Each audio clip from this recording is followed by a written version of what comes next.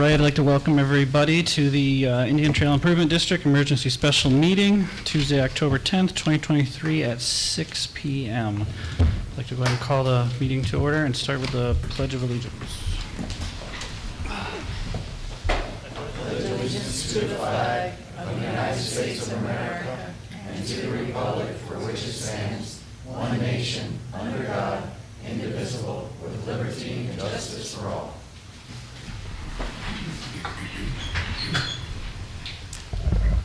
All right, welcome everybody. Mr. Hanson had a good point. If you'd like, we could take a quick moment of silence for everybody that was involved with Israel and anyone lost or stranded over there that may need our thoughts or prayers.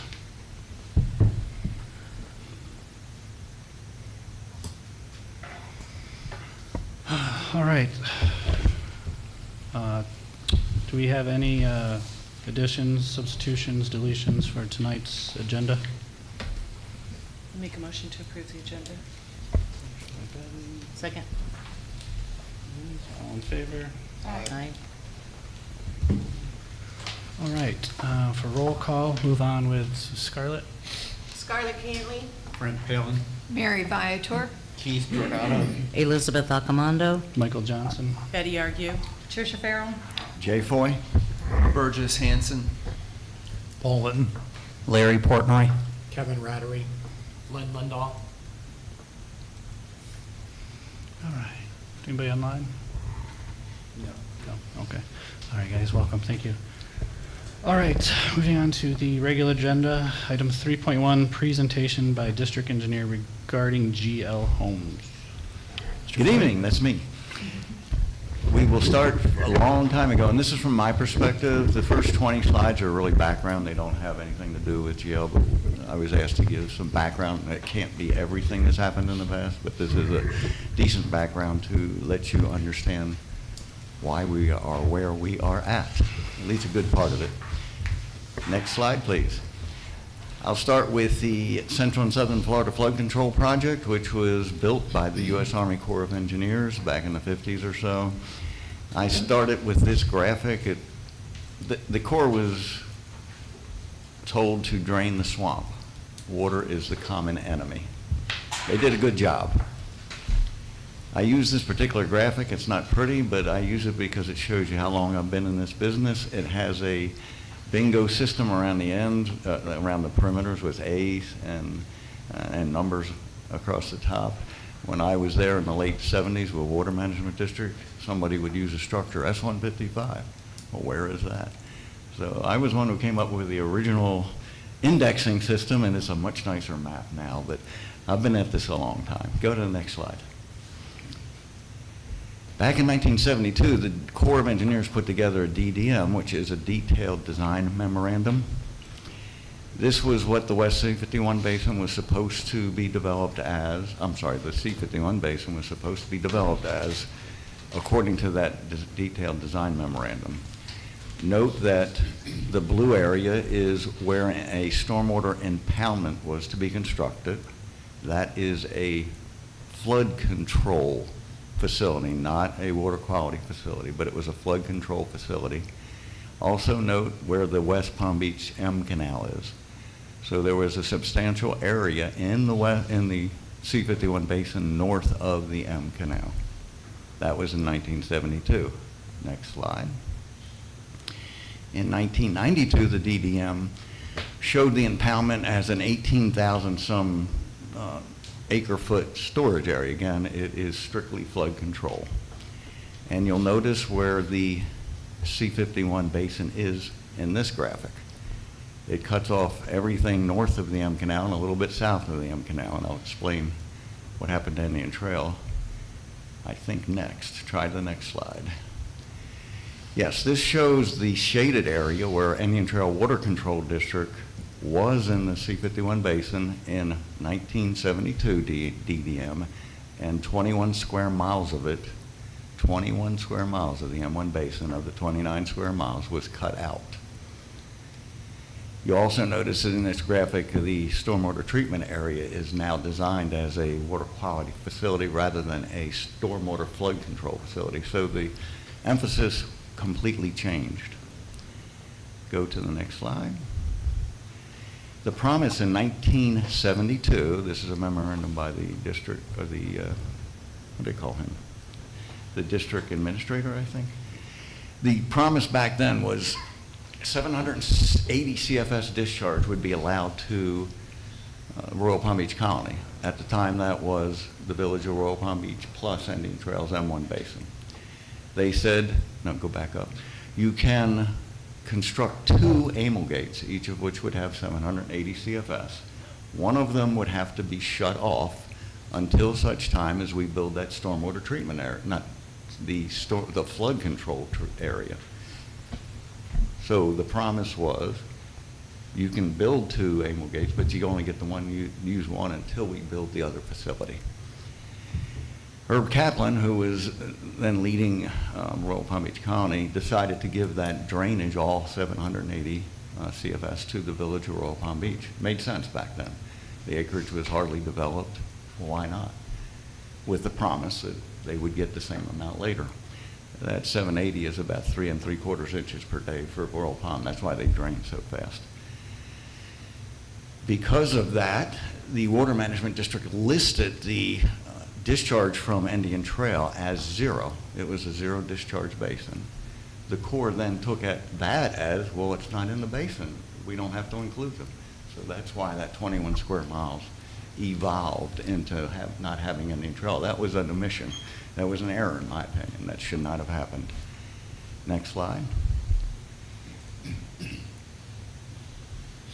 Now, this is going to seem like a random thought, and you probably can't read it. What that says, in the 90s, they this was a publication that specifically said, if you don't have an L8, Southern L8 Basin plan, the Everglades plan fails because what is being planned doesn't include stormwater quantity or the nutrients coming from the South L8 Basin. I'll relate back to that later. All right, next slide, and we'll go back to the conversation that we were in before. Because of that omission of not including the 21 square miles of Indian Trail in the West, or in the C-51 plan, it resulted in a lawsuit. We're not going to get into what that lawsuit was all about, but basically the Corps of Engineers is required to go back to Congress if they change the drainage basin. By leaving Indian Trail completely out, they changed the drainage basin. They failed to go back to Congress. The result of that lawsuit, it didn't go all the way through the courts. The next slide shows that we entered into an MOU in 1997, I believe it was. We won't get into the details of that, but go to the next slide. It resulted in a MOU that has certain conditions in it, and this is out of the current permit. It's evolved into us getting most of, or some cases more, in some cases less than the MOU or MOA. What it says is we get 1,285 CFS. Now the we in this context is the village of Royal Palm plus M1 Basin. Royal Palm gets the first 720 CFS of that.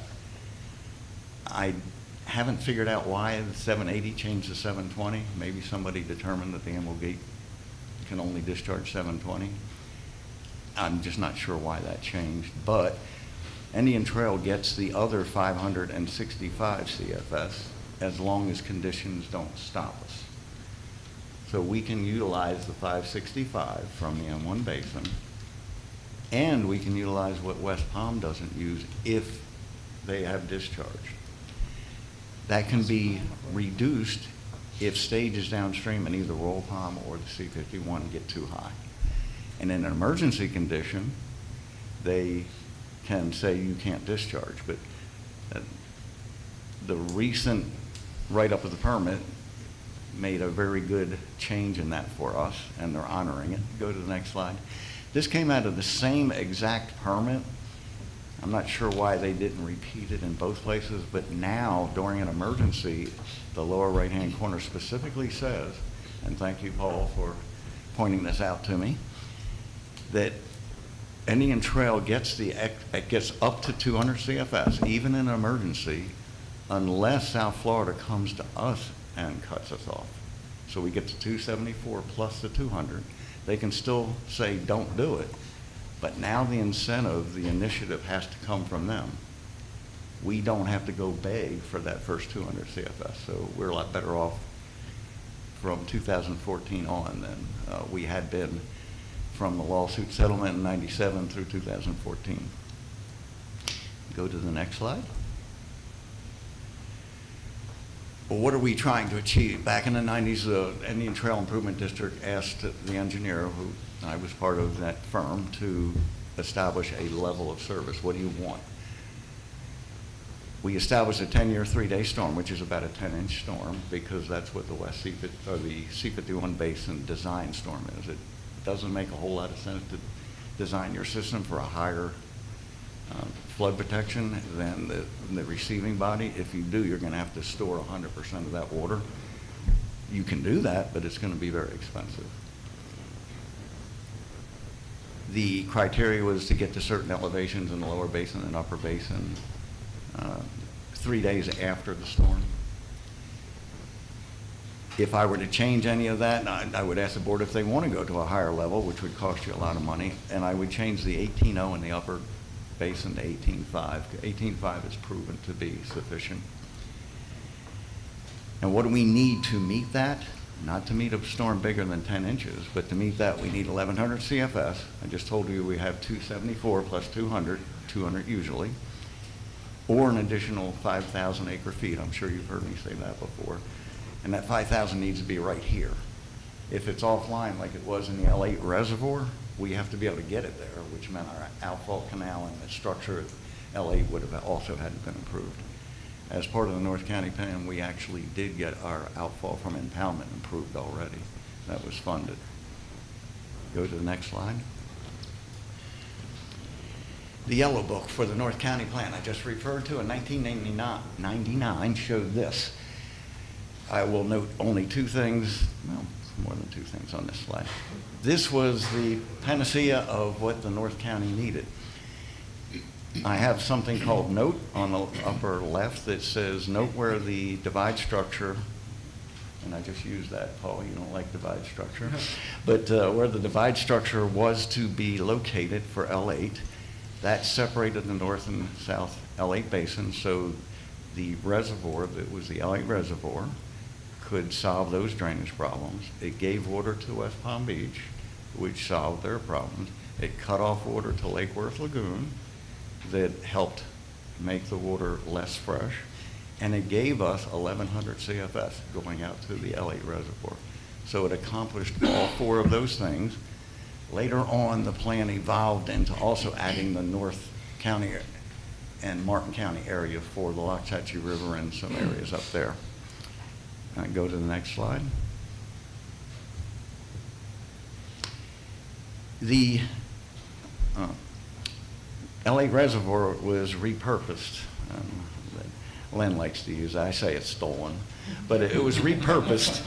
And you can see the area where the Everglades plan was for. It doesn't include Indian Trail. It doesn't include the L8 South Basin. It doesn't include Lake Worth Lagoon particularly, so the county lost. And it doesn't include that whole north area, but it did identify, strangely enough, because the environment was more important in this scenario, a replacement storage area up at C18 Mecca property. That's in the upper right-hand corner. So the Corps, South Florida, and DEP, it's my understanding, got together somewhere between 2008 and 2013 when I was not the district engineer.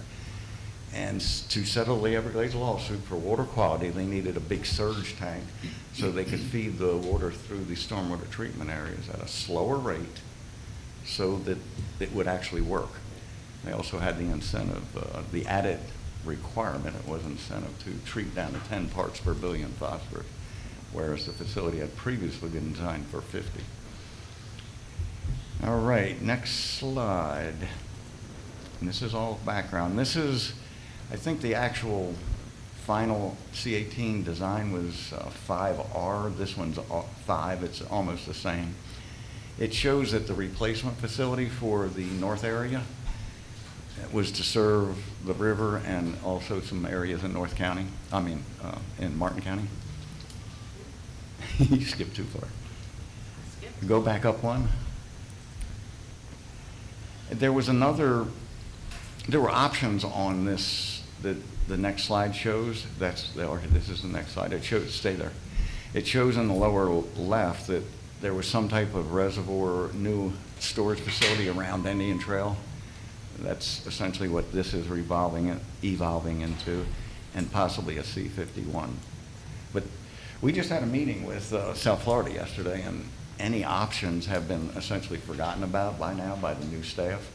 So the previous slide that didn't show those two items on the lower left is what they are proceeding with on the C-18 Mecca Reservoir. Go to the next slide. All right. This is a map of where the South Florida Water Management District structures are. And notice that the L8 divide structure is now right next to the C-51 L8 FAB. Remember in the previous slide where I said it was up north of our outfall? Well, the solution, I'm not sure it's really, it's not an L8, Southern L8 plan, but what happens now is the water is supposed to drain northwest to the Lake Okeechobee.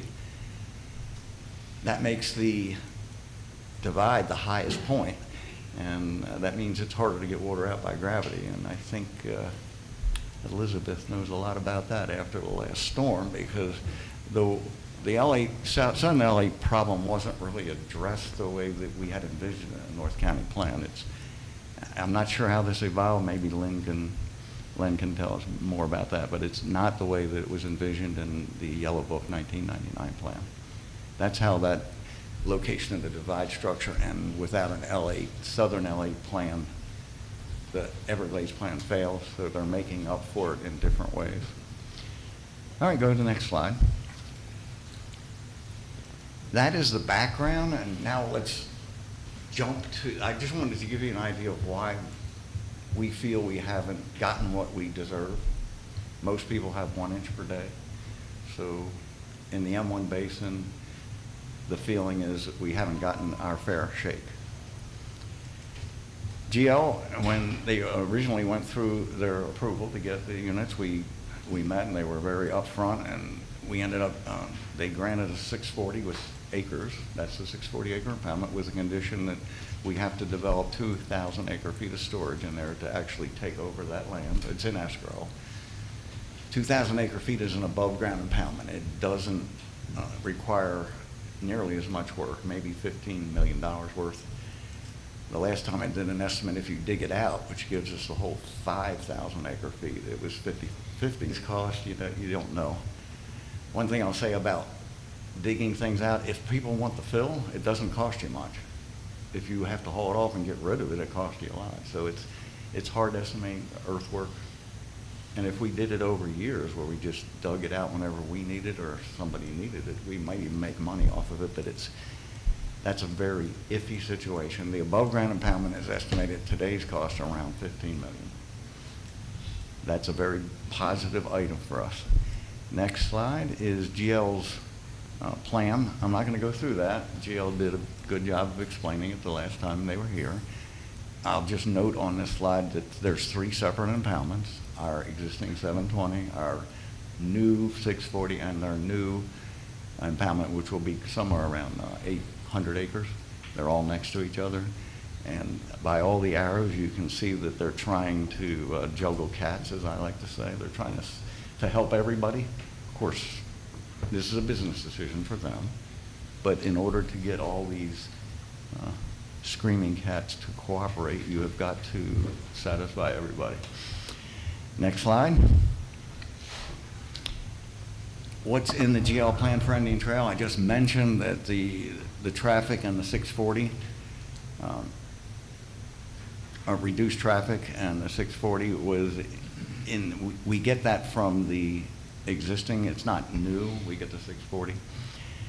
There's a possible discharge to the M Canal if conditions exist. We've had 2 times where we've set up pumps in the past from our M1 basin into the M Canal. Now the city has to be able to accept it. like Isaac, we had more rain out here than they did in town, so it worked under that circumstance. 67 is not a lot relative to 1100, and it's not a guarantee, but it is something. The east levee is proposed to be built. Our east levee is proposed to be built, which is their west levee. It would be a common levee. The shared levee, and this, when we had our conversations with each of you, this has now been updated to be accurate, that the levee is built on the center line of the properties. But what GL is proposing, because of South Florida's demand, is that we would give them the land for half the levee, and then they give us an easement back. So we gain storage by the levee being moved out of 100% out of our property to half on, half off. We would gain more if it were all on their property, but we gain it over the existing. So that's an item that's positive. There's a possible future release, and we just started these conversations with South Florida Water Management District to the C18 reservoir, but I list that because it's possible, but it's certainly no guarantee at this point. And they haven't approached the board with any type of MOA like GL and their consultants have. What are the negatives in the GL plan? The current plan, as opposed to the existing approved plan. We would give up half, I just said this, we would give up half the area, but we'd get an easement back. So it's a net positive to storage, but we do lose land physical ownership, but we get an easement back for it. So you could consider that as a negative. The proposed ATV park will increase traffic. There is no doubt about that. Currently, in the way the MOU, it's an MOU, right, not MOA? MOU is written up. It's there is no charge for conveyance of water through Indian Trails canals. Future possible, that's the same thing. We don't have any agreement with South Florida. That's this is setting a precedent for what South Florida would want to do, so you need to consider that in any request that you have, because we should be consistent in what we ask. If we ask GL for something, we should ask South Florida for similar. Operations agreement must protect others from harvesting water, and Paul Linton has done an excellent job in conditioning things that we did discuss in our yesterday meeting with Paul about the transition period, where at the end of the wet season we're trying to make sure that we raise the waters, and we want to make sure that's protected. It wasn't brought up before, so it's not currently in the operation agreement, but we did talk about that, and we can handle that. And we'd also mentioned that water quality, we must have some stop on the NPDES requirements, because we're responsible for that. But that is a negative as it stands now, but we did talk about it yesterday, and we think we can handle those too.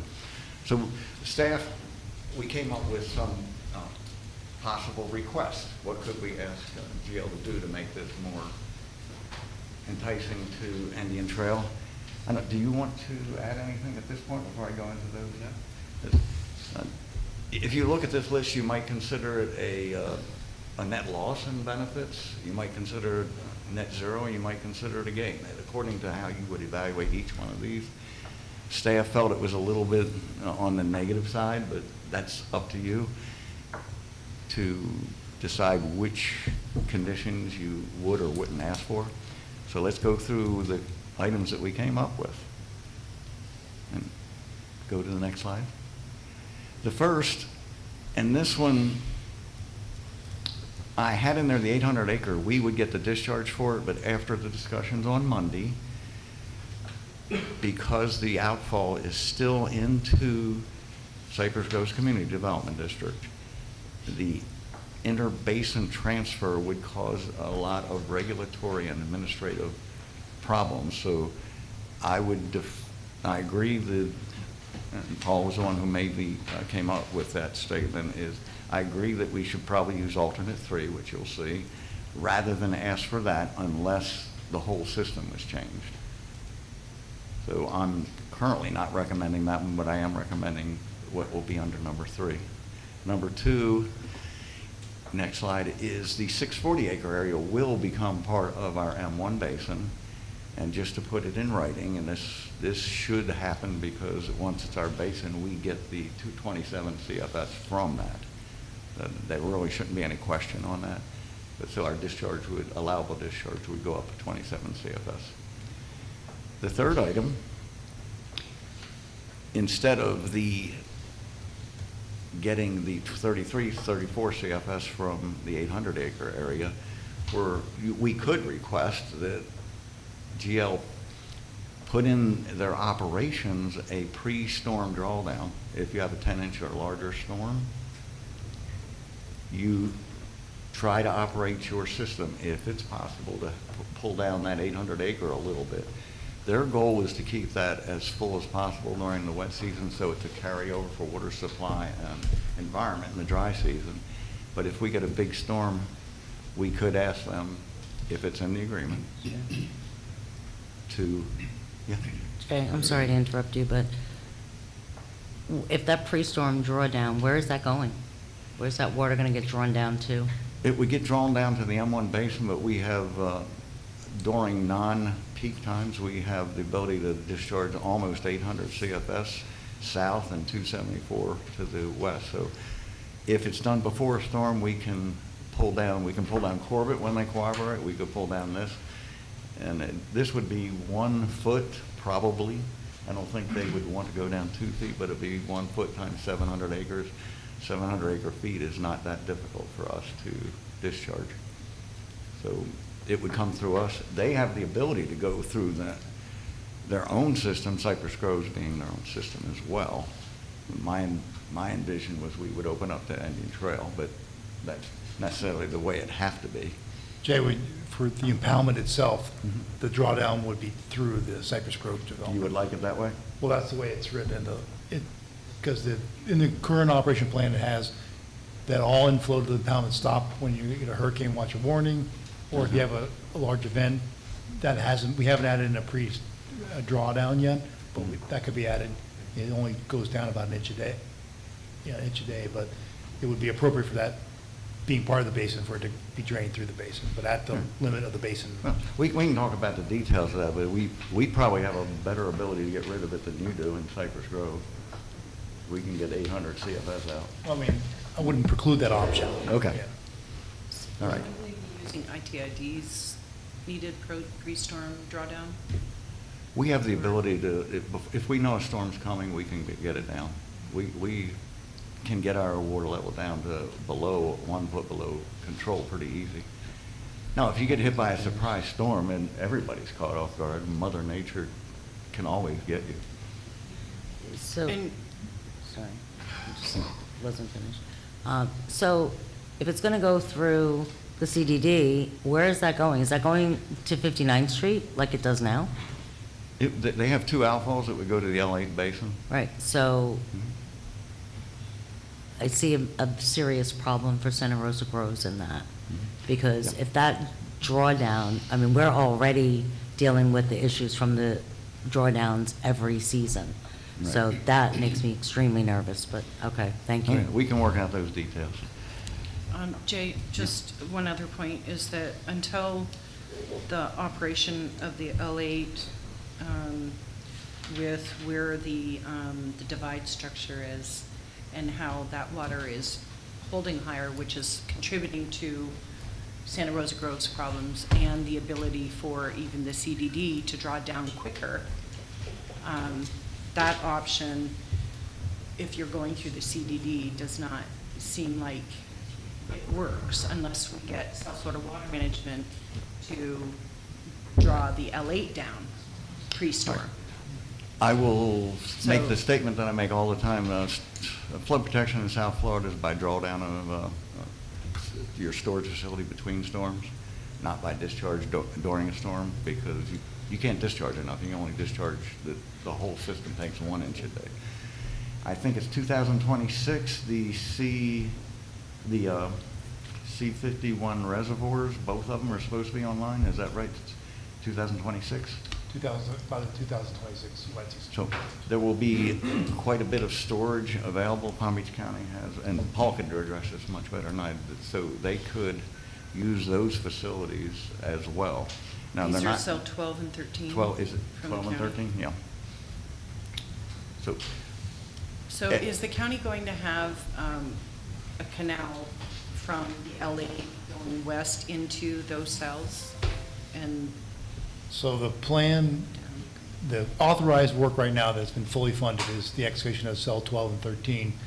There's a subsequent phase where they're going to build the pump station and inflow structure and improve agricultural canals that connect, that go from those cell 12, 13 to the LA canal. They've already put into new 72-inch culverts that get through the levee from the LA into the ag canal, but they do need to do improvements in the ag canal, and they need to have an inflow and outflow structure.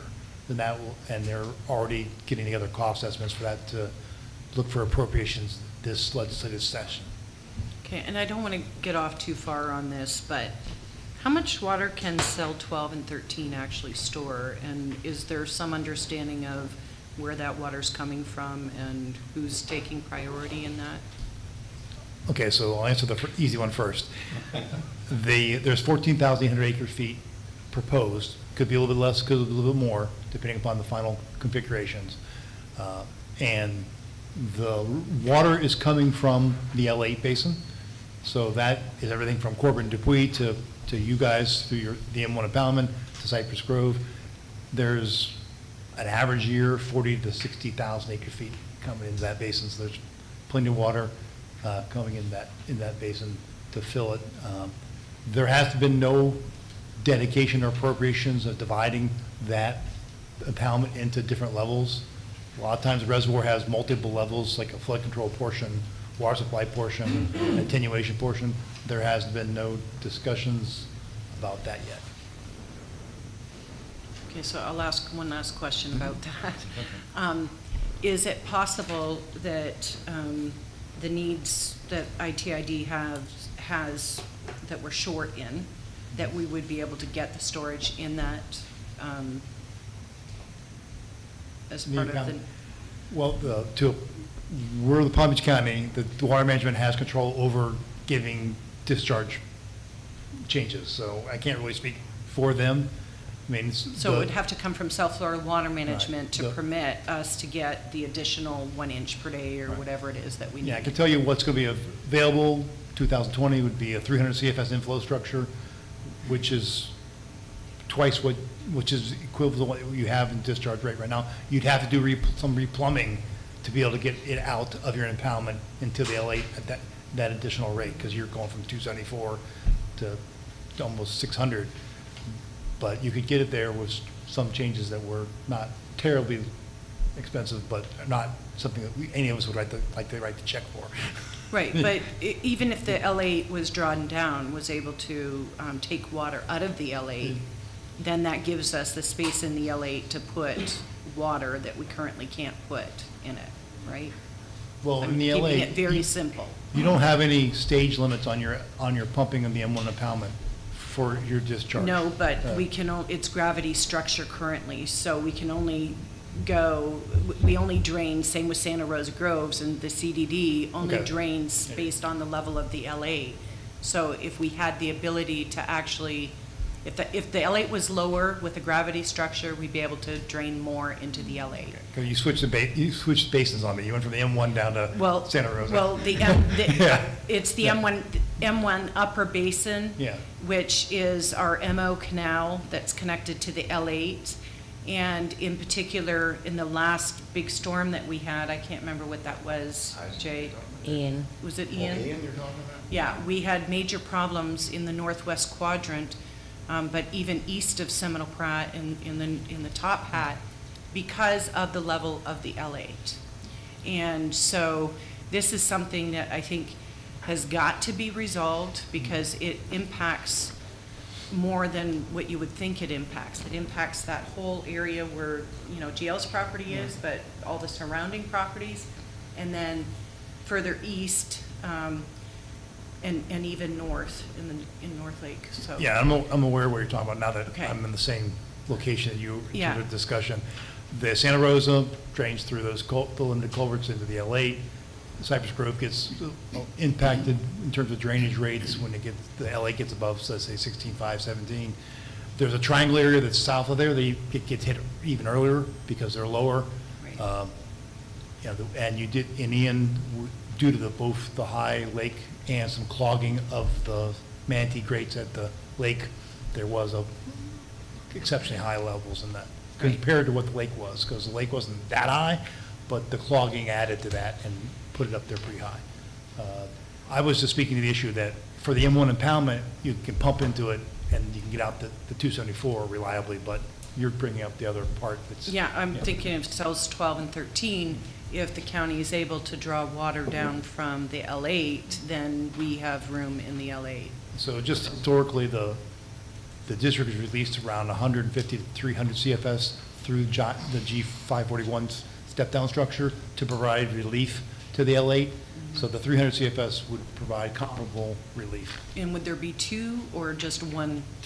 That's the There'll- total? There will be one, now 300 CFS will be the inflow for both cells. For both, Yes. okay.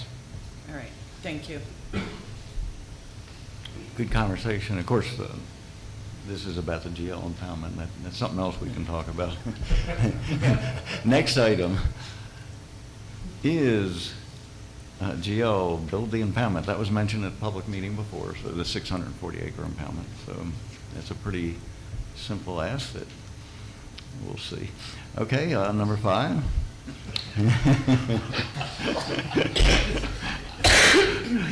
I think they might choke on that one. Okay, build the common levee between Indian Trail and GL on GL property. That's, I mentioned that earlier. It's proposed to be half and half, and then we give up half the land, but it would benefit us a little bit to have it all on their land. We would still have to get something back from them because we have the right to make sure that levee stays there. It's just a different legal arrangement. It gives us a little bit more. It's not that much. If it's 20 acres and it's 4 feet deep, that's 80 acre feet. And when we call it 5,000 acre feet, that's a little bit. It's something, but it's not a whole lot. Number 6, convey the 640 acre impoundment in fee simple with no conditions. Right now, there are advantages in grants and such to actually have it in fee ownership. And if you own it, you could actually, you could collect revenue too, but that's something that GL will respond to, I'm sure. Can I just clarify? Yeah. The conveyance of the 640 acre impoundment is to ITID from GL, because. Convey a 640 impoundment in Yeah. fee without conditions. Yes, it didn't say that, but we do have that land already in escrow. It's not like Right.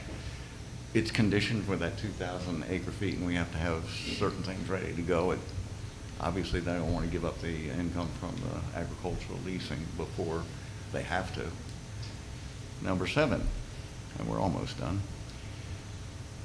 This is something we discussed, and we discussed 500,000 with all of you, and we don't have, I'm sorry, I didn't say what it is. Require a conveyance fee. Now, you could do that either annually or upfront lump sum. When I looked at the annual, and we discussed this yesterday with the group, it doesn't work out to an amount, and it's more administration than you ever want to get involved with to collect an annual fee.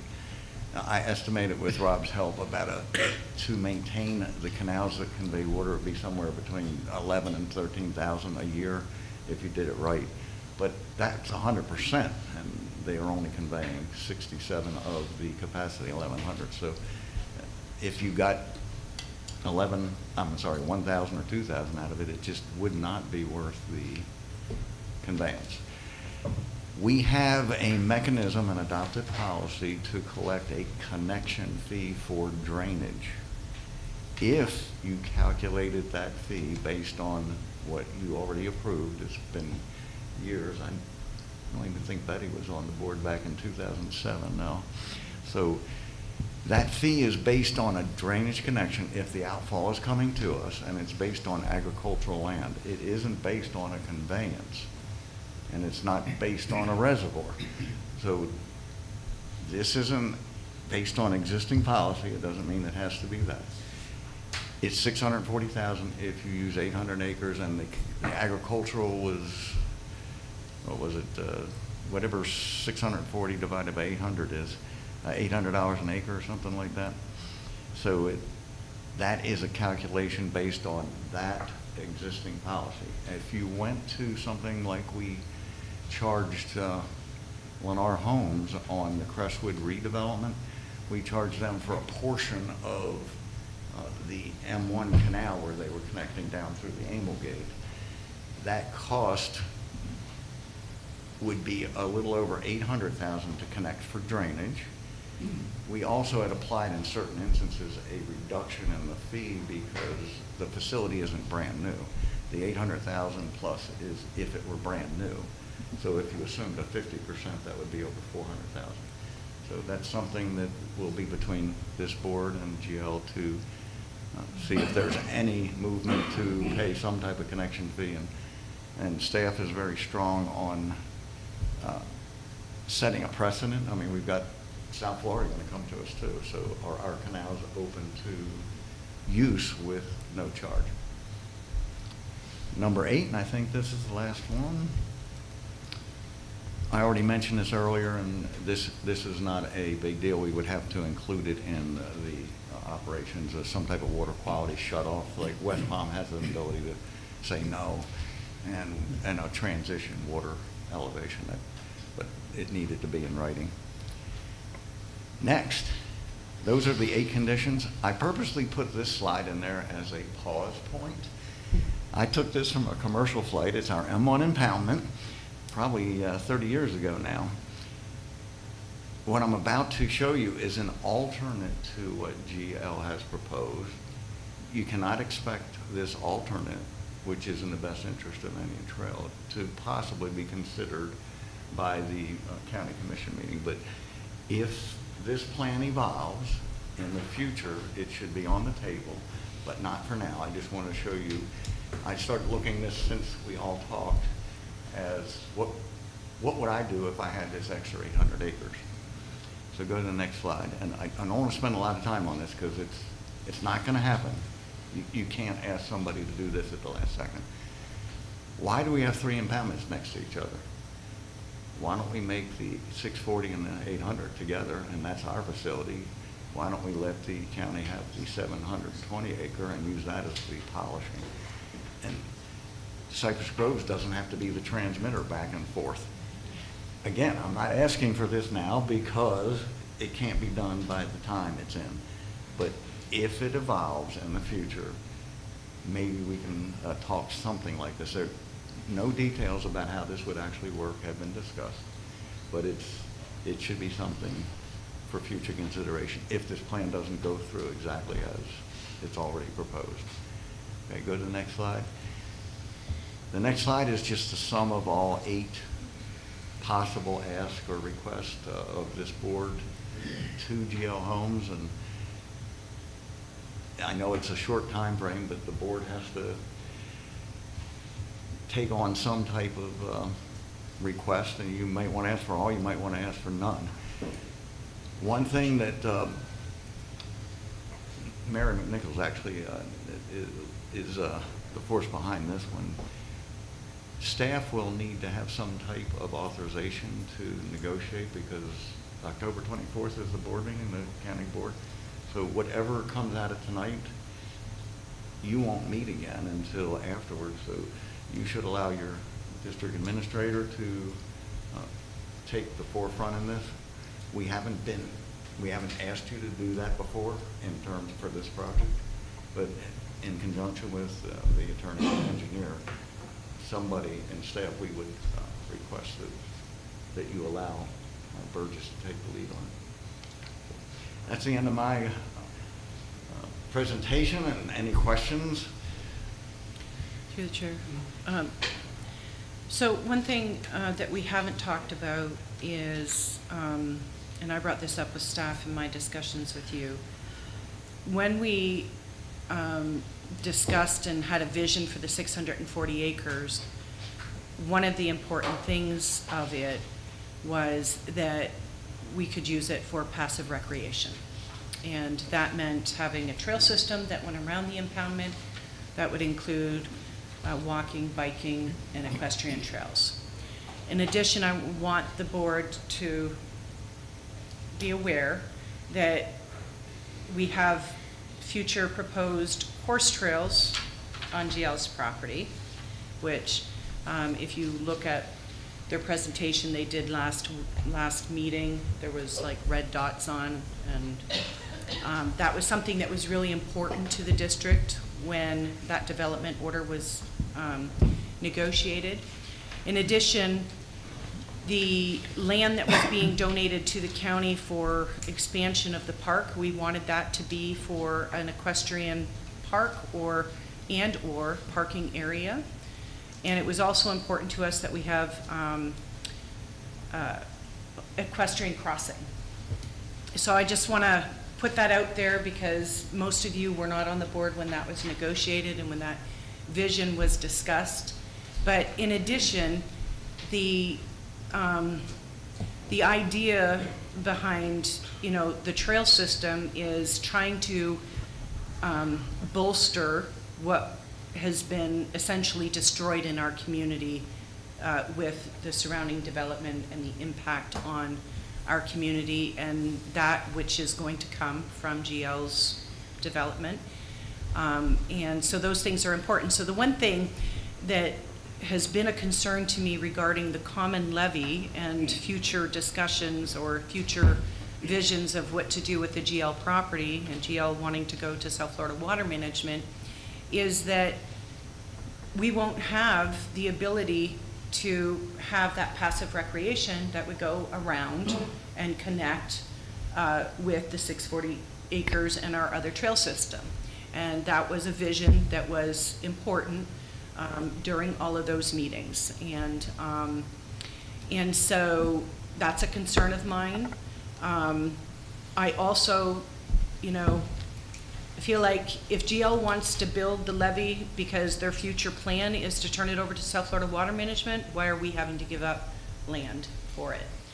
I understand that we're benefiting because we don't have to build that east levee, but you can't have it both ways and say it's a benefit, but then we're giving up things too. So that's just something that I wanted to put on the record and for everybody to be aware of when we're discussing these issues. So that's it.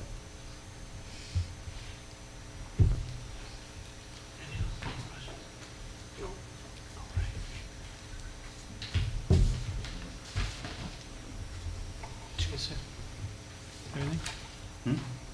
You want to give Jill a chance to respond to any of that? Yeah, so you guys want to go ahead? No, okay. Have quite a bit to respond to here. When back in 2016, when we had gotten our land use and the 640 acres was on the table, it was to get you to 1 inch per day. It wasn't for trails, it wasn't for anything. You had a 1/4 inch. It was simply to get you to 1 inch per day to solve your flood protection. So I hear you that you have now thoughts afterwards, but those weren't the thoughts back in 2016 when we originally agreed to convey the property. When we were here at the last meeting, unexpectedly, at least to me, I assume to Kevin as well, we were asked to release, it had never come up, the 640 out of escrow.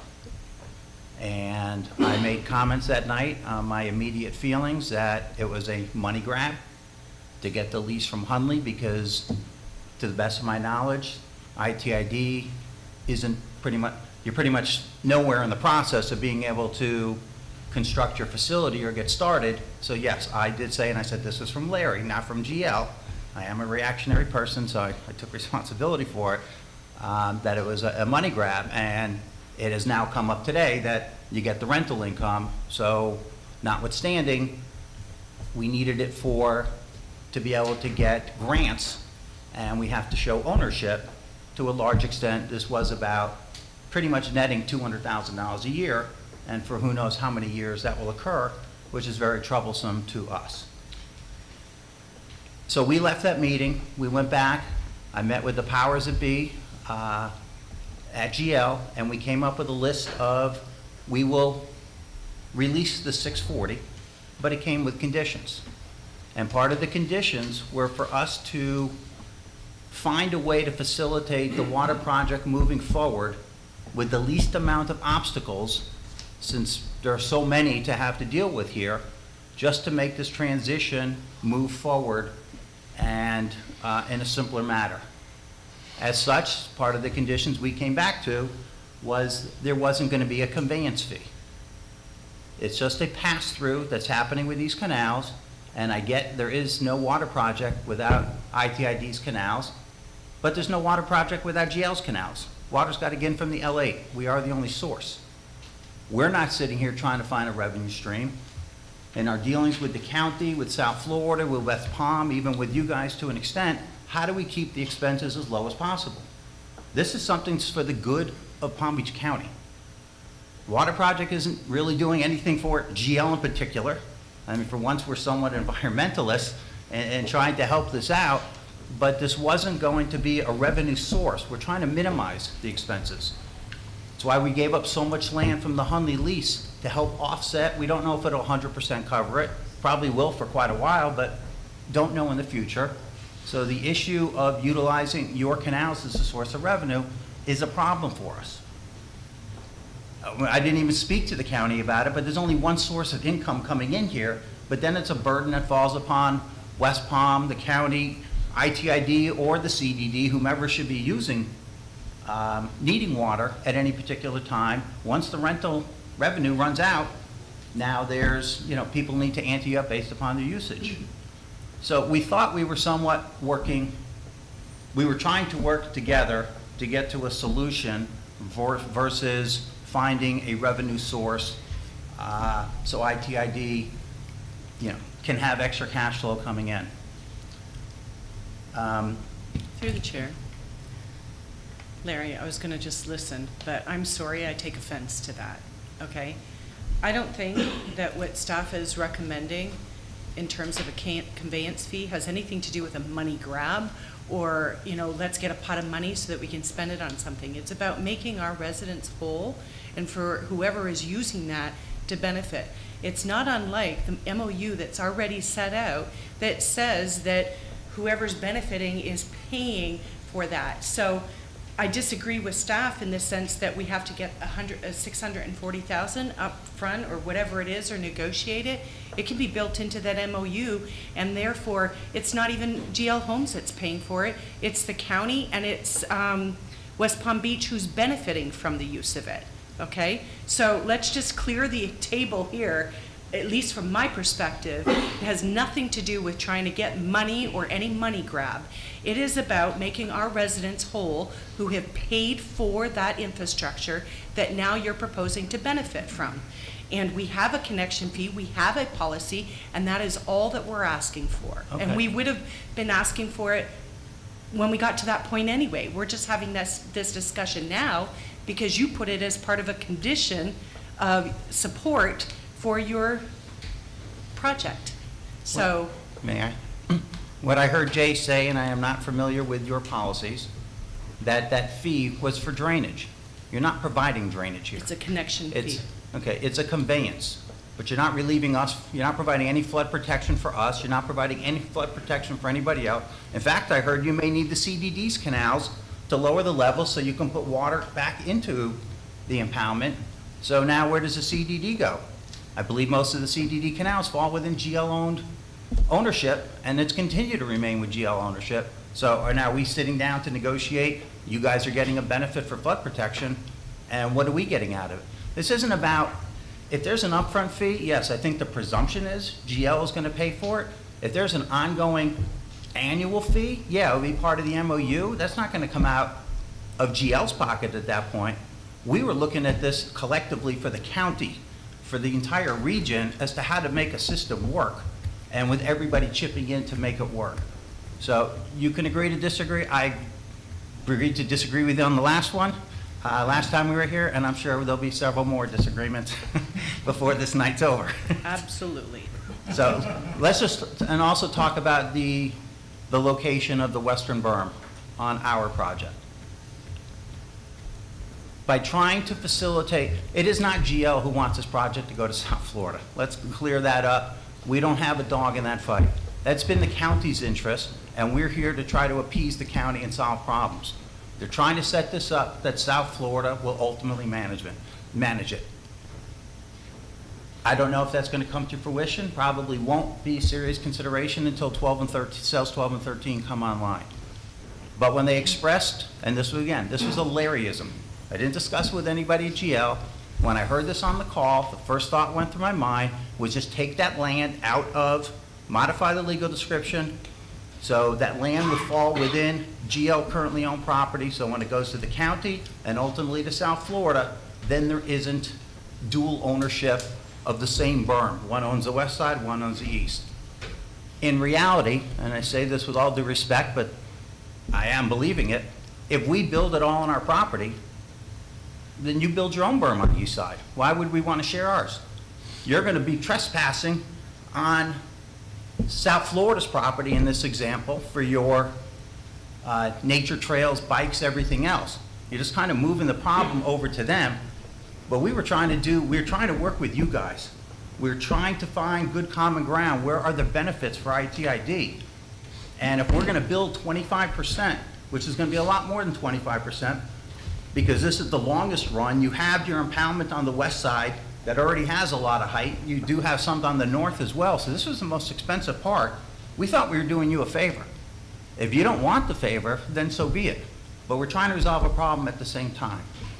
So we came here tonight, we met for hours today in anticipation after our call yesterday to try and come up with some compromises of where we can reach them.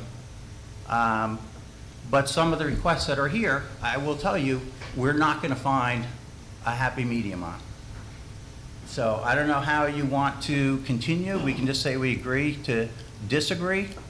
But this all started, you guys supported us. We've always had a great relationship with the board, and we very much appreciate it.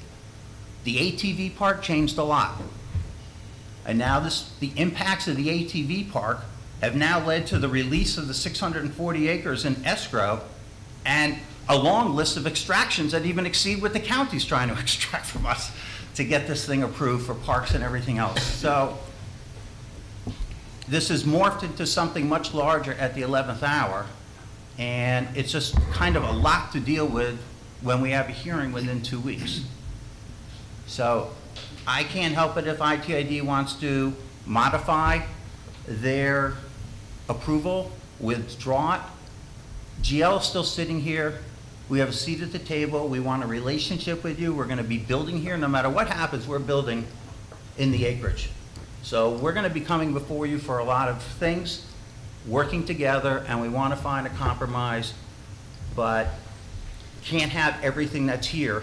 You're asking us for a lot in exchange for not rescinding your approval, and it's not exactly the fairest exchange, at least from Larry's perspective. Okay, so you said, Larry, that you guys spent hours figuring out what is it on your end that you guys are thinking? What is your end of the negotiation? Well, we What did had you guys various come ends. up It with? depends how this meeting went. Obviously. Well, where are you at right now? Let's I put have it that learned, way. I've done a lot of negotiating for GL in my 34 years there, and one thing I will tell you, I don't piecemeal negotiate. You need to hear everything in totality. We can talk about things, and even you'll hear me say, okay, but that doesn't mean I'm agreeing. It means I hear you, and then we can make a decision when the dust settles on, okay, this is the package deal. So I don't know what's most important to ITID. The ATV park is not on the table. I don't control the ATV park. So that's a non-starter. We have zero say-so in that. And the rest of, we don't have $20 million based upon the most recent number here to build your impoundment area. I will say we're not giving up the Hunley lease at $200,000 a year for however many years that may be. That's a lot of money. We are willing to modify. I requested that you guys approve the recommend approval with the ATV park included. I understand it's giving a lot of heartache. Yeah. If you want help with drainage, you know, I think we can. We've spoken with Len, we've spoken with Paul. I think we're in a position for, and Betty, you brought it up several times in previous meetings, excuse me, to potentially add pumps to take water out, you know, of the MO, and if storage is available in this reservoir, that, you know, something could be done there. I think one of the most important things we want to try and resolve before we agree to do anything, and again, your big ask is release the 640. And I get it, if you had the money, the Hunley would be gone long ago, and this thing would, but that's not the case. It's been a long time, it's been, what, 5, almost 6 years now, and it's still basically at square one, and at $200,000 a year net, that's a lot of money that's coming in. So I do want to resolve this conveyance, because I think that's going to muddy the waters moving forward.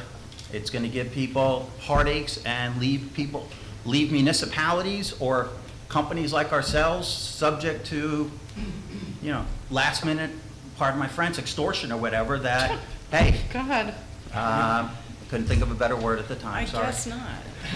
I've got an example, but I'll keep it to So myself. that is very important to us to resolve moving forward, are the conveyance fees and permit connections. I don't want to get tied up in, okay, we're not calling it this, we're calling it that. But we are willing to help ITID if ITID is willing to help the good of the cause, not just GL, but it's the county and West Palm as well. Do the chair. Jay, when you mentioned about doing the annual fee, which would take the burden somewhat off of GL onto the county, onto South Florida, you said there was a lot of, administrative work that had to be done. Can you go into a little bit more detail about that? The two canals in question are the MO Canal and the L Canal. Those are the major conveyance. And if the C-18 project goes forward, it would be the extension of the M0 Canal to east. Your normal maintenance fee with the equipment that's needed, if you do a regular grading like Lake Worth does, it would run around for those, I believe it was 36,000 feet of canal, would run roughly $11,000, $12,000 a year. And that's a 5-year cycle, and the equipment needed to do it. If you ratioed that down by the usage, 67 to 1,100, you're only around $1,000 a year. Administratively, go through the billing and any questions and the tracking on what equipment was used for those particular canals, it just wouldn't be, and unless it's a flat fee that's never in question, it's not worth tracking the particular cost like we have to on a unit basis. So if we were looking at a flat fee, from your perspective, what would you be comfortable with? To me, if you charged $1,000 per year, over 50 years, that's 50,000. Is that worth it to you to do it that way? I'm answering a question with a question, but that. Right. Did you not say necessarily. 13,000 earlier? That's the total cost, but we use it at a rate of up to 1,100 CFS. They would use it at a rate of 67 CFS. The actual maintenance caused by 67 CFS, I could argue that it's less than the ratio of 67 over 1,100 because the flow velocity will not destroy the canal at all. So it's well taken that the conveyance at that rate is minimal, the maintenance caused by that. South Florida's project is proposing 150 CFS, so that's a little more, but it's more a precedent of allowing anybody to use any of your facilities for free. The drainage connection fee was established based on you're buying a part of a system that's already built. It's got nothing to do with maintenance. So you're paying for the fact that it cost, I don't remember the number off the top of my, I didn't bring it in. There's a cost that originally cost to build the MO and the L canals. The Elmo happened to be a lot more expensive because there was cap rock up there, and I'm not sure if you're gonna run into it on your impoundment, but we actually had to dynamite that canal to dig it to section. And the cost per foot there is at least double what it costs us to dig the other canals in the district. So it's a buy-in to that capital facility was the philosophy that was established with the drainage and roadway connections. There are fees for both. So Through Jay, the if I, chair. go ahead. Yeah, I'm sorry, Paul. Through the chair, just quickly. So this just isn't about what the county may have in store over the next few years. This is about the potential that our canals, particularly the M0 canal, become a superhighway 15 years from now. And all of a sudden, they might be talking about a little bit, but we don't know in the future what that'll be. And that's part of the reason why I have a real problem with the county going to South Florida Water Management over us to operate this. And they may have a different take on it, but we should not allow South Florida to operate something like this where it has a direct impact on our canal system.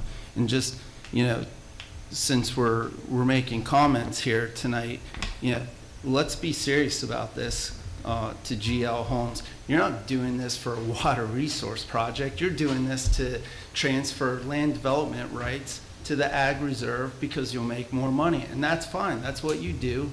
Don't take offense to that.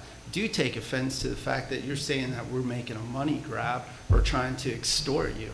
We absolutely are not trying to do that. That is not how we operate. But we also aren't just going to give something that could have tremendous impact. And furthermore, South Florida Water Management, let's say they do operate this on behalf of Palm Beach County. We just met with them yesterday, and they're putting recreational trails on their levee, so it wouldn't matter whether it's our levee or not. It's supposed to be for regional use. South Florida feels that recreational trails on their levee is a recreational use. So as far as I'm concerned, what we're asking here for, yeah, we understand it's a big ask, but it's not, some of this, it should not be that difficult for GL to consider. And the conveyance fee, as I said yesterday, that's something that we can negotiate. We told you why we were trying to do this, and we're justifying it. But yesterday's conversation was 500,000 was pretty arbitrary, and after Paul explained exactly what Jay just said, I hadn't heard what the number was, and then I see it pop up to 640. I thought it was going to drop significantly from the 500, not go up almost 20%. Well, I 25%. that Mr. Foy did follow up and say that it could be at 50%, or it could be negotiated, as Ms. Argue or Ms. Accomundo said as well. So you're willing to go to 500 then, is that what you're saying? So let me ask a few questions to Jay, So you because, say there's a chance. so, I think Jay's making one very important point. If you're talking about $1,000, $2,000 a year, and you're trying to metric it by how much you actually use each year, the bookkeeping, you'll spend more money on the bookkeeping than you will on, you'll get back. And I completely agree with that. And that, if you tie that to annual fees, then it's a deal killer, because it just doesn't make sense on either side of it. I'm not fundamentally opposed to an annual fee or a lump sum, but my concern, and is the same, is that we only have a certain amount of income, and anything that eats that income affects the ability to utilize the project. The numbers that Jay was talking was 1,000, 2,000. Those are wholly different than the 640 or the 500, because even if I take 50 years like you did and multiply that, that's 50,000 versus 640. So I'm trying to understand how you got to the 640, because those are wholly different in terms of the magnitude of the cost. All right, let me make this simpler and attempt to bridge the gap. As we move forward, conditioned upon where this ends up, GL will pay an upfront fee of $50,000 in exchange for no conveyance fees, no permit connections. It wipes it clean moving forward. The burden falls 100% on GL and has nothing to do with the MOU or the operation of the water project moving forward.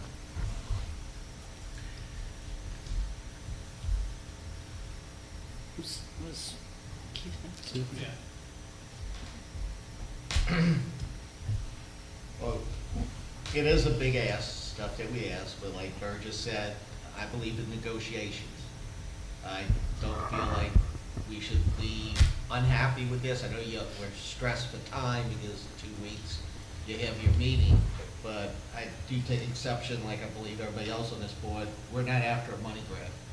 We represent the people of Indian Trail Improvement District, and we're looking after, they elected us to look after them. As far as you saying, you know, we need to be a good neighbor for the rest of the county and for the cities around us, I'm sorry, but they haven't been good neighbors to us. Not that I don't want to work with them, but we have to consider, you know, charity begins at home, and we have to look after Indian Trail. I want to work with you. I see where some of these things you're not quite sure of doing. I don't know about the 648, not 640, but the money to ask up front. To me, being an insurance agent, I'd rather residual income, because if Burgess said this is gonna be a super highway maybe down the line, you know, if we got residual income from people using our waterways and the water pumping out, that might be worth more than just money up front. But the bottom line is, I wanna work with you. I believe other people said there is other people talking about equestrian trails, recreational uses. I think all of this can be negotiated where we need to leave the table happy. I was taught in collective bargaining, you need to leave the table pretty much 50-50, otherwise everybody's not gonna be happy. So I'm willing to have our staff work with you and iron something out so that we can both leave this table happy. Thank you. Through the chair, just one more thing to add. So on the 640 acre, you act like we might not do this for 5 or 6 years. That's not the case. We already budgeted money for this fiscal year 24 that started last week to do geotech and other environmental analyses. We are talking with Piper Sandler, who did our R3 bond, as well as the Santa Rosa Grove bond, to submit a proposal to the board for later this year to look at. Last week, the board just issued a contract or an agreement with a lobbyist that will do both state and federal lobbying, so we can try to put money together using any bond proceeds with federal monies or any resiliency monies that we may get through county or through the state partnerships like we did with the Corbett levy. So this is something that we're getting ready to move on quickly. I know we're working on the amendment to the M1 basin as well to include the 640 and to so that we can start on these projects. So this is not something where we're going to be collecting whatever money over the next several years. We're going to start moving on this now. We already started moving on it because they've already taken action to do so. And Then, I'm sorry. yeah. Then let me take a couple steps back. Number one, I apologize. My choice of words on a few selections probably could come up with something a little bit different, and I'm only basing my comments on timing from what we have seen over the past 5 years is what's happened. What I had proposed, what GL had proposed, is we would release the 640, but we were to maintain, we basically would lease it from Indian Trails for some nominal amount, $100 a year, and then we're allowed to sublet it then to Hundley, and we collect Hundley's rent, we pay the CDD fees, and we pay the real estate taxes, and you would have full access to do all your geotechnical work that you need to do. Title would be in your name, so you can go, you know, during the legislative session and try to get your grants.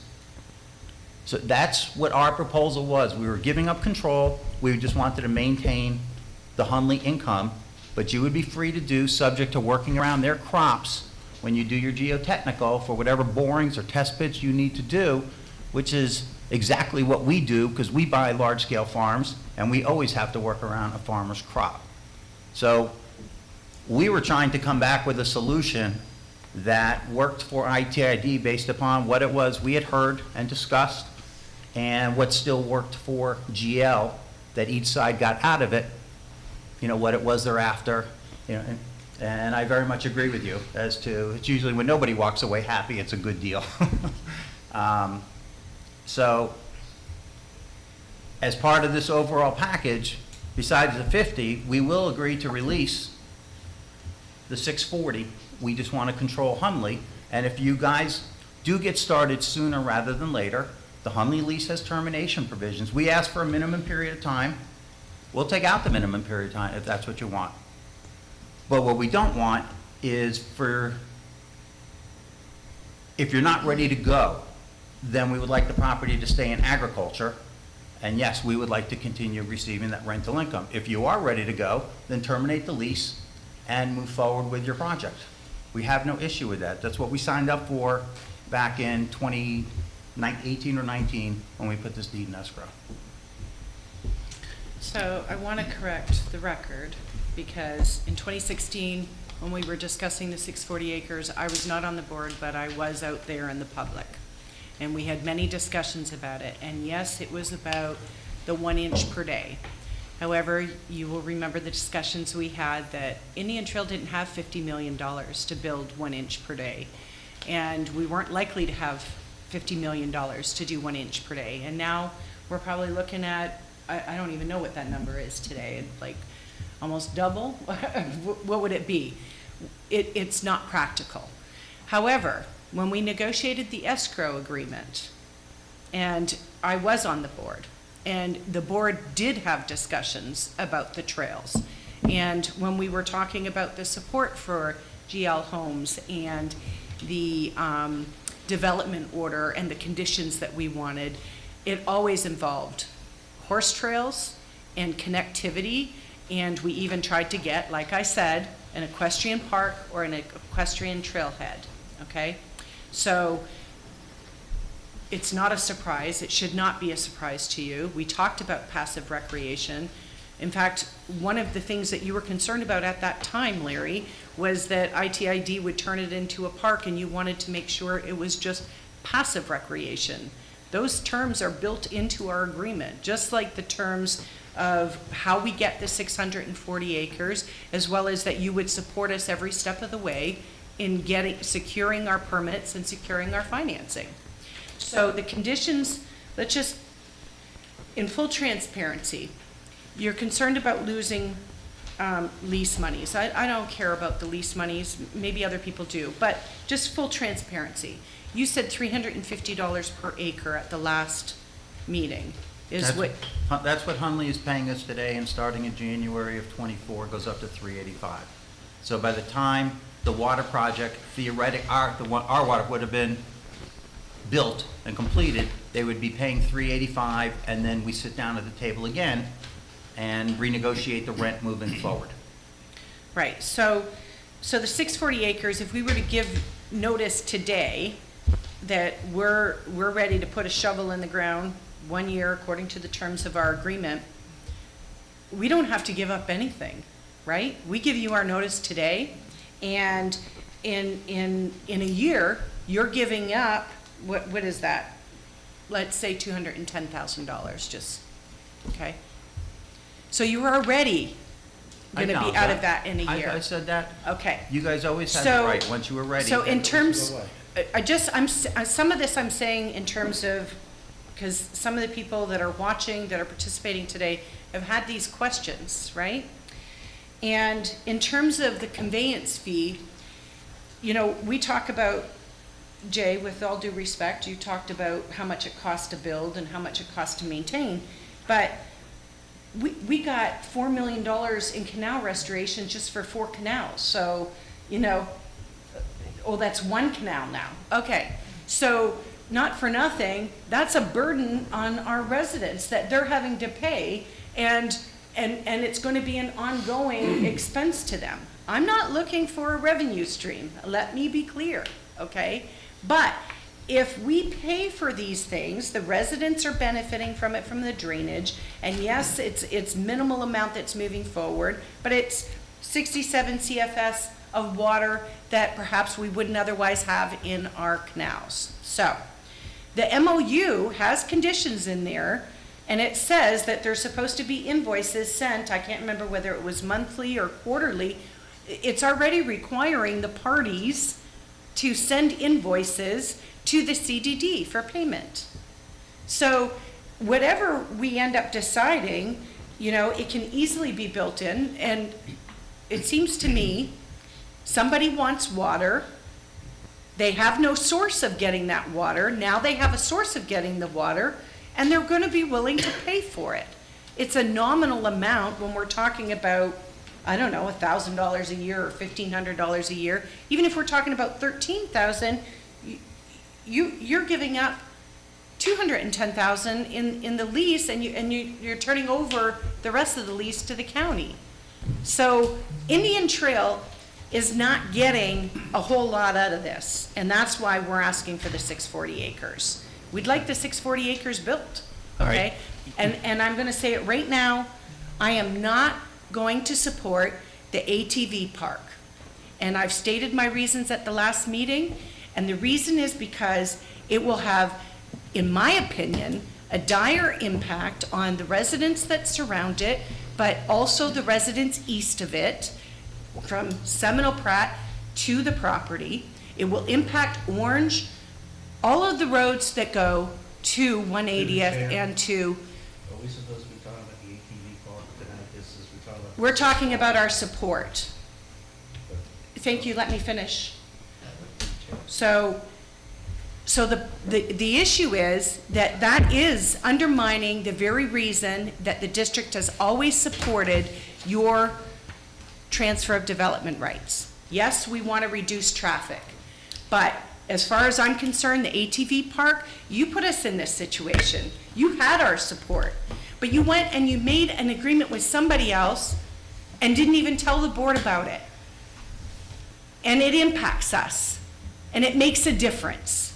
And that's why we're here today, okay? In addition, there have been a number of changes, including an evolution that South Florida Water Management is taking over, the water project, and now we have to be considering that in terms of how we're building it or what's happening where, okay? So that's how we got where we are today. So, I don't think a $50,000 upfront conveyance fee in perpetuity is fair to our residents. I think we're gonna have an MOU that's supposed to cover what our expenses of operating for this whole system, and we can limit it that it's related to specifically what's agreed to in the MOU. Right? It's related to this specific project, this specific CFS, and not all the other ones that are coming down the pipeline. So that's my opinion, and I quite frankly don't see the benefit if we have to give up all kinds of other things. And yet, I still support GL's proposal. I just don't support the ATV park. Agreed. Okay? And so, whatever, I'm going to request that whatever approval we move forward, it does not include support for the ATV park. So, in whatever direction we're giving to staff in terms of negotiating an agreement. I just want to ask a question, with getting back to the 640 acres. You wanted $200,000 worth of revenue. Jay, I don't know if you and Burgess can answer my question, but I was scratching a little bit about, okay, above ground storage, if we dig it out, whatever. From what I can imagine, Palm Beach Aggregate makes a lot of money digging out dirt and selling it. If they give us the 640 acre stack, can't we Through the lease chair. out the property to have someone Through the basically chair. build it for us? I got the, that's gonna question. Well, I just would like to redirect that to legal, because I think that there are other issues and implications in terms of what you're asking, It was a beyond an question. engineering. It was just a question. if that's Okay. Possible to have that done. From an engineering standpoint, the geologic formation out at LA, at the aggregate, is different than, there are some minimal amounts of that, and the GL has now performed some borings there. We've had 2 or 3 sets of borings in our existing 720. It has a little bit of the shell material, but it's not anywhere near. It's an unbelievable find. The cigar shape materials are at LA, at the Palm Beach aggregate sites. It's almost impervious. It's not impervious, but it's quite different than what we anticipate. We haven't done the geotech work on the 640 acre yet, but we've done it on the 720 on the west side of it. They've done it on the east side of it, and it's not the same material, so you're not going to have a mining operation that's a moneymaker like the aggregate has. Even fill operation, a lot of, with all the houses being built, including GL Homes wanting to build houses, they're gonna need Yeah. fill. Phil? Except Phil? that then there's a legal obligation and liability of the district that we need to not even go It to. was a Yeah. question. Fill is one of the most variable items you'll ever have. If you have a buyer, you can make money. If you don't have a buyer, you pay to get rid of it. And when you're doing a development, you typically build your own lakes, and you don't need fill from any other source. Thank you. For the question for the county, are there any dollars that can help with the fees for the conveyance from the county? Any funds, anything, any resiliency dollars or something like that? So that the burden would be spread out a little bit, not all to GL, being that they're turning it over to the county anyway and ultimately South Florida Water Management? Well, I don't speak for the board, yeah, in terms. Right, of course. The board's direction was to make sure that the costs don't end up with liabilities to the Palm Beach County, so they're looking to keep it inside the box, one of the, and so the leases do have a bit of money, but then we've got mowing, which is not cheap when you add it up over the course of the year. You've got vegetation management for the impoundment. You've got pumping costs, which are going to be the majority of the cost. So anything that adds to that would potentially subtract from the ability to use it. But I do think Larry did just mention 50 and put a proposal on the table. So And can I ask for a legal opinion on this with the conveyance and what are your thoughts about that? Well, just in our discussions internally when we were talking about it, the district landowners have contributed towards the cost of construction of this, quote, conveyance system, as well as the maintenance of those systems since it's been constructed.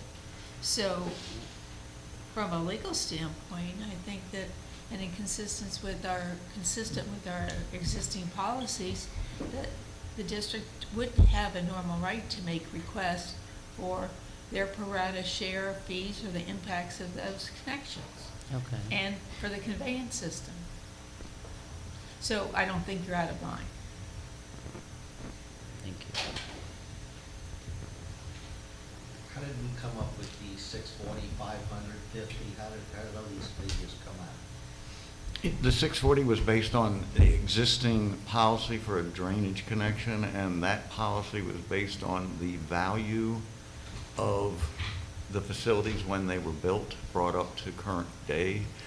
The drainage works were not, we did not use a multiplier to reduce that value. On the roadway connection fees, we used a 50% multiplier.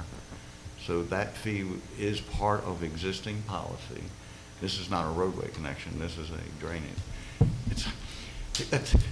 We didn't anticipate back in, I think the original policy was in the early 2000s and it was modified in 2007. We didn't anticipate a water resources project coming through. It wasn't written specifically for that purpose, but it was a connection to the drainage system. It was anticipated that that area would become part of an active unit and then pay for maintenance thereafter. So we didn't anticipate a use after unless they were a active unit. So it's, the policy, if you use that, it comes up with the 640,000, but it wasn't addressing these specifics. Now, the other numbers, the 800 or reduced to 400,000, came from the same calculation that we charged Lennar Homes when they did the Crestwood redevelopment. We estimated the construction cost of the M1 canal from their facility through to Southern. It included the Amel gates, and we used a proportion of their discharge versus the discharge that we allowed through what it was designed for. So it was the cost of the canal. It's not 100 million. Let's say it was 100 million, and they used 10%. That would come out to 10 million. So that's the number. The number for Lennar Homes for the drainage connection was somewhere around 35,000, as I recall. And I'm already trying to calculate here, we're talking about 640, you're talking about getting 200 and something thousand a year in lease revenue from unleased. So even if you give us a 640, we're not gonna be moving on this within the next year, so now you're really only giving us 440 because, you know, you gotta subtract your income from the property, so you're not really giving us the whole 600 because you're getting money back, correct? No, I didn't follow that, I'm sorry. Yeah, I don't know, I didn't either. I'm pretty good with What math and he's saying. logic, I didn't follow that I at all. feel like I kind of understood what he was saying. Yeah. So what he's saying is at 640, you get, what, 210,000 from the lease revenue, right, from the Huntley? Net, yes. Okay, so he's trying to state that you would take that 210 that you get off the revenues, because you're going to make it this next year, and take that off of the. Take that off to 600, so we're really down to, Wait, why is it, oh, Yeah, just. you see yeah. what I'm saying? then that's like giving you the property today and turning the lease over to you today. Correct, yeah. Just for breaking escrow, which we're under no obligation to do, so why would I want to do that? You know, I do want to remind you, and Betty, when I hear you talk, we're only here tonight because of the ATV park. We have had active communication forever about this project, and none of this stuff was ever discussed. So this is all out of the blue and somewhat in Sure. retaliation to the ATV park. We were totally in conformance. Support GL's project, support, I get that was a wild card that was thrown. We played the hand that was dealt to us. It came late in the game, but yes, it came, and we are honoring the obligation that we have accepted. And if it means we need to sit and talk about some other things moving forward, then we're starting to do that tonight. But some of the things in here are getting very, very particular and probably need to be part of the MOU and not necessarily for discussions tonight, because the MOU is going to take a while to hammer out all the issues, dot the i's, cross the t's, because as many as you have, West Palm's concerned about a lot of things, and it's just everybody getting their arms around this. We're in for permit right now for construction plans with South Florida. We're probably going to be in there for a while, so there is time to work all this out, and if all the parties work together, there are solutions to this. And we have always put our money where our mouth is. We have always tried to give back to the community, but it's got to be within reason as well and make sense for all parties involved. Thank you. If I Mr. may- Rutter? Oh, I'm sorry. No, go ahead. Mr. Rutter? Did you want to say something? Because I saw you get up, and I'm just wondering, you wanted to add some input there. I did want to point out, there's a question that came to Paul. Sorry. It's on. A question that came to Paul that he addressed, but I wanted to just put a little more character to it. You talk about, and I heard Burgess's words about reaching out to the district and bringing it to the South Florida Water Management District and all, and kind of Larry's point there about there are a lot more details that need to be shaken out. As constructed, if the board adopts this, it will be our responsibility. It is there for us to accept.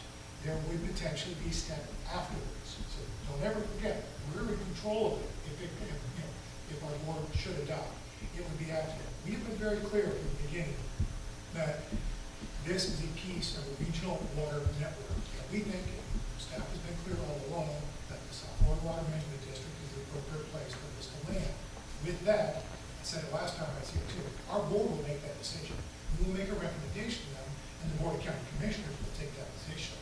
You'll hear, and that's our position, but the board will make that call eventually. A lot of those details that you are getting into would be included in those pieces as well. It's not lost on us the impact for a second, is the West Palm influence as well. So there's a lot to consider. There has been an immense amount of work just getting it to this point. Len, Alan, Paul, just on the design and these pieces getting to this spot. We're not in a position to really do that next level of detail and get to it. So to hear the discussion and not to dismiss it by any means, but there is a whole lot more past this point, and there'll be a lot more discussion afterwards. Thank you. Through the chair. Okay, thank you. If I may, just, I think Jay and I have had what I consider to be cursory conversations about how to come up with numbers, and Jay kind of talked through that, but just 2 points. Well, as example, you sometimes buy into a storm system for drainage capacity. The operations here are off-peak. They're not going to occur when you're pumping and incurring pumping charges. It would be moving water when water is needed, not when there's excess water. So we're avoiding that, hey, we're buying part of your capacity. The other typically thing you pay for is wear and tear. Like when you drive a car, your tires wear out. Moving 67 CFS off-peak doesn't cause wear and tear on canals. What usually causes wear and tear on canals is either high flows or steep banks. And you guys have those sometimes. The other thing that generates maintenance is sediment accumulation, because your runoff has some fines in it. This water is going to go through an impoundment with a marsh, so the amount of sediment is going to be very small.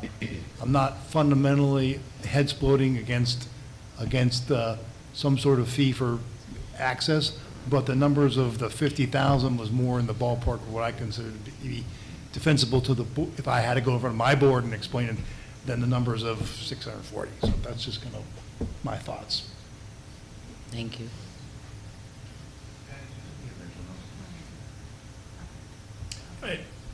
Sorry. So I have a question. When did the ATV park come to you guys? When did the commissioner bring the ATV park idea to you? Off of memory, I would probably say sometime in April April. Okay. of this year, And when was the transmittal meeting? May 3rd. Okay. So. May 3rd, I think. That's why. I've been on the board since December of '22. I know you guys came here and you presented the plans and showed us the commercial property and whatnot. When were you guys here for that? When were they last here to show? Like early? Before the transmittal meeting, in April. So you were here in April. So it sounds like, The ATV park, just for the record, the ATV park was not under discussion with GL or even brought to GL when we were out here and presented the Okay. plans to you. all right. I mean, I think That that's was why 2 we weeks have, before. right. So I think that's why we have questions as to why we were kind of, I mean, not even a courtesy. Hey, just to let you know, it looks like an ATV park might be coming in. I mean, you're saying that you're working with us, and I think you have. I don't want to state that you're not. I feel like you are. I feel like you're here at the table listening to us, and I'm hoping that we do get some give and take on this. I think we all know negotiation, we shoot for the stars, right? So I think this is where we're at, okay? I think there's going to be a happy medium that we can find on a few things. Some of the things I'd like to know, okay, so you said you would give us, the 50,000 up front, but no conveyance fee. What other things are you considering? Are you guys good with the common levy with the half and half on each property? Because you had said, listen, if this is going to be, we'll take it away. Like, what, is that good? Are we going to stay there with that? The only way that the berm can be built on the center line is if the district either drops the issue of having ITID, have to be careful with that from the last meeting. So the proposal was simply, as Larry put it out, you're getting effectively the same amount of storage capacity, which is what Jay was mentioning in his presentation. It's just a matter of the ITID board conveys that portion of the berm necessary to build the berm to GL and gets an easement back. You get the same amount of storage capacity as if you owned it with that approach. Okay. As Larry said, the alternative is that we have to build the entirety of the westerly berm within the GL property, which means that we are not building the eastern side of your berm. So it was, what we thought at the time was we were actually coming to you with saving you a significant amount of money in building the eastern side of your berm by doing it as a common berm.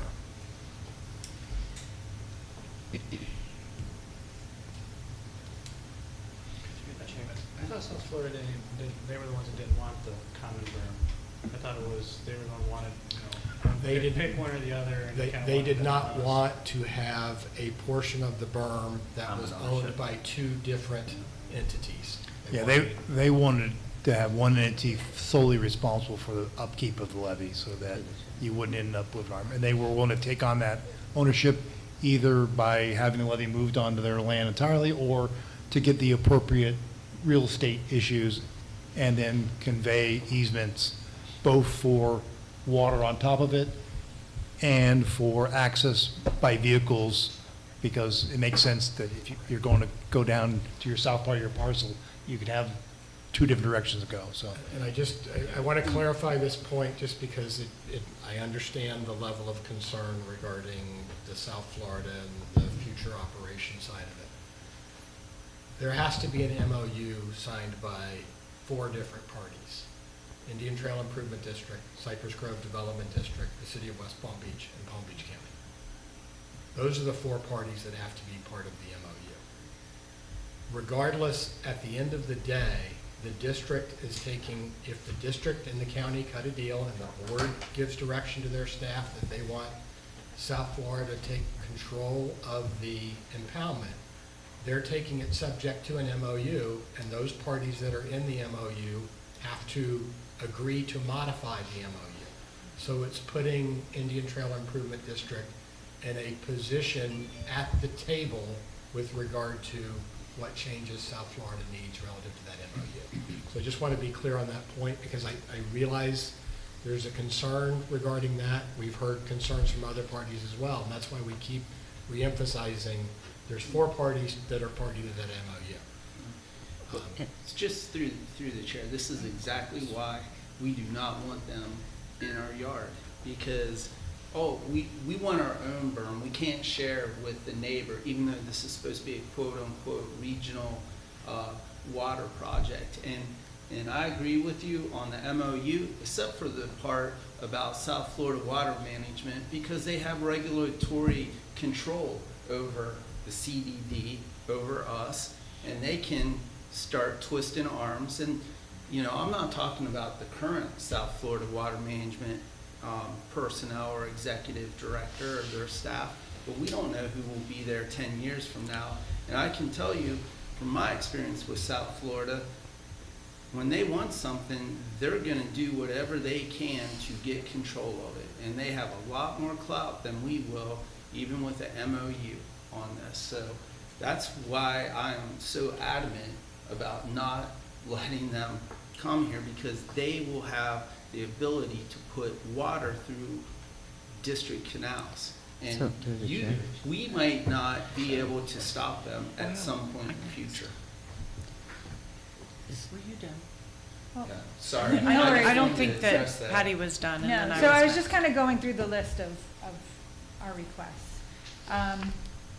So Jay said number 1, kind of hold off on this request. Number 2, on the, 640 acreage drainage. Or number 3, the gravity structure. You guys, have you seen this list? You've seen this list? Yeah, we yes? went over it on our Monday call yesterday. And what are your thoughts on the other? I understand, let's put a timeout on the conveyance fee. What about the other items that are on I this defer list? to Paul and Len on some of these other more water scientific things than just business issues. Okay. So Because, if either I one of think them we wanna should chip comment. away on some of these. I understand we're gonna be stuck on this conveyance fee, but maybe if we can get some of the other simpler, or, I don't wanna say simpler, but other items off the record, then we can go ahead and kind of wrap our minds around this. other items. It'd be helpful to me to Can actually you see put the the language list. back up again? Yeah, I think that would be Yeah. great too, yeah. Yeah, we can get the list up and go through it. The last slide. Memorized all 8 items. I made notes, but sometimes my notes, when I read them, I'm like, what did I mean when I wrote this? So, much better to have it up in writing. Because I think Jay said set aside one, because it was being, he preferred number three, so. Two is just part of the basin rule, when you've got land in the basin, you're allowed to discharge up to the basin rule, so I don't see any problem with that. Three, there's two issues to that. One is cost and one is kind of operational. So operationally speaking, we would not want this impoundment to be first in line to be used. But the way Jay described the hydraulics that you guys would connect the existing impoundment to the new impoundment through culverts. So they would have to fill up the new impoundment, and then the structure would be set that the new impoundment would be completely full before it decanted into this impoundment, and the description was to have it come in at the same kind of location as we're going to be pumping in. So with that hierarchy, the use of the impoundment would be relatively infrequently, and I would be, from a loading standpoint and protecting the marsh from overloading and destruction, I'd be okay with it, because it's going to get used so infrequently, because you're going to only pump when you need to pump, because you're going to use gravity because it's cheaper. So those, I think, can be worked out. I mean, there's an issue of who puts the culvert in, because you don't want to build a levee and then come back and have to retrofit a culvert in, and the type of culvert there, but I'll let GL speak to the issue on that part of it.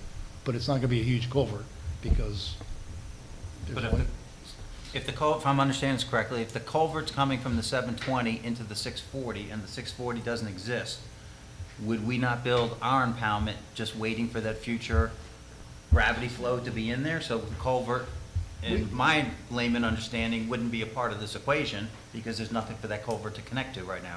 The 640 does not exist. you really have two choices. You can build a culvert with a gate, and the gate's closed, and it just sits there waiting to be activated, or you can come back later and spend twice as much to put it in afterwards. It's just a choice. I'm always prefer to be efficient, but that's an engineering habit. This is in lieu of a pump, just to pump it in, correct? Yeah, and. Instead of the pump. Yeah, instead of the pump. It's just gravity. It's culvert and a gate, yeah. It's just like with a plug-in to its Yeah, building. It'd be a gate similar to what we were proposing on the north end. One comment is it would be more expensive, but it's not twice as expensive. It's going to be 10 times as expensive, because you have to rebuild the levee where you would reconstruct. I didn't want to the- exaggerate. 10 times is not an exaggeration. So I have no problems with that approach at all. Okay, so next item. Do you I have- would just say on behalf of GL, we need to look into what that expense will be, but within reason, we would agree to it. Let's see, GL built impoundment. You should have quit while you were ahead. I didn't even want to say it. Let's just go ahead and We'll get skip. this, We'll well, we skip. don't need to skip. Yeah. There's no reason to skip. We are not in building your It's a impoundment. no. Okay, hey, Not even 50/50? We're building what we agreed to build, which was the eastern side of your, no idea. Got it. Okay. and if that's subject to you guys agreeing to make that the center line, if you're not gonna make it the center line, the entirety of the berm will be built on the property being conveyed to the county. Okay. So I think we've pretty much kind of discussed the 640 and the fee simple. I understand you guys want to keep the revenue going and pay the real estate tax and so on and so forth. It'd be nice if maybe some of those funds could help us with some of our costs here, but I think that's something we can keep discussing. Can I just make through the chair or through Patty, let me just ask the question. I've heard two rule of thumbs on number 5. Sounded like Burgess, you don't want it to be totally on their property, correct? You want it to be a common burn? Because you said something like you don't want them to have control over it. No, I don't want South Florida Water Management to have any operational control over the PVC impoundment, what will become their water resource. I want us to have control of it. Where they build the levee, as long as it doesn't take away any drainage from us, I'm okay with it, and that's what Mr. Foy indicated as well. But mine is more about not having a larger agency be able to potentially control or dictate, what's happening with some of our canals. And just pointing out, one thing I forgot to mention earlier is, in the past, we've had discussions with West Palm Beach. They would rather just have a direct MOU with us, or an interlocal agreement with us, to provide water from our L Canal. The only difference here is GL Homes is willing to pay for and install the pump. So, but, you know, there's concern.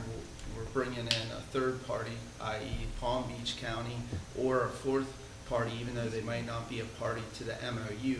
They're still going to play some role, which would be South Florida Water Management.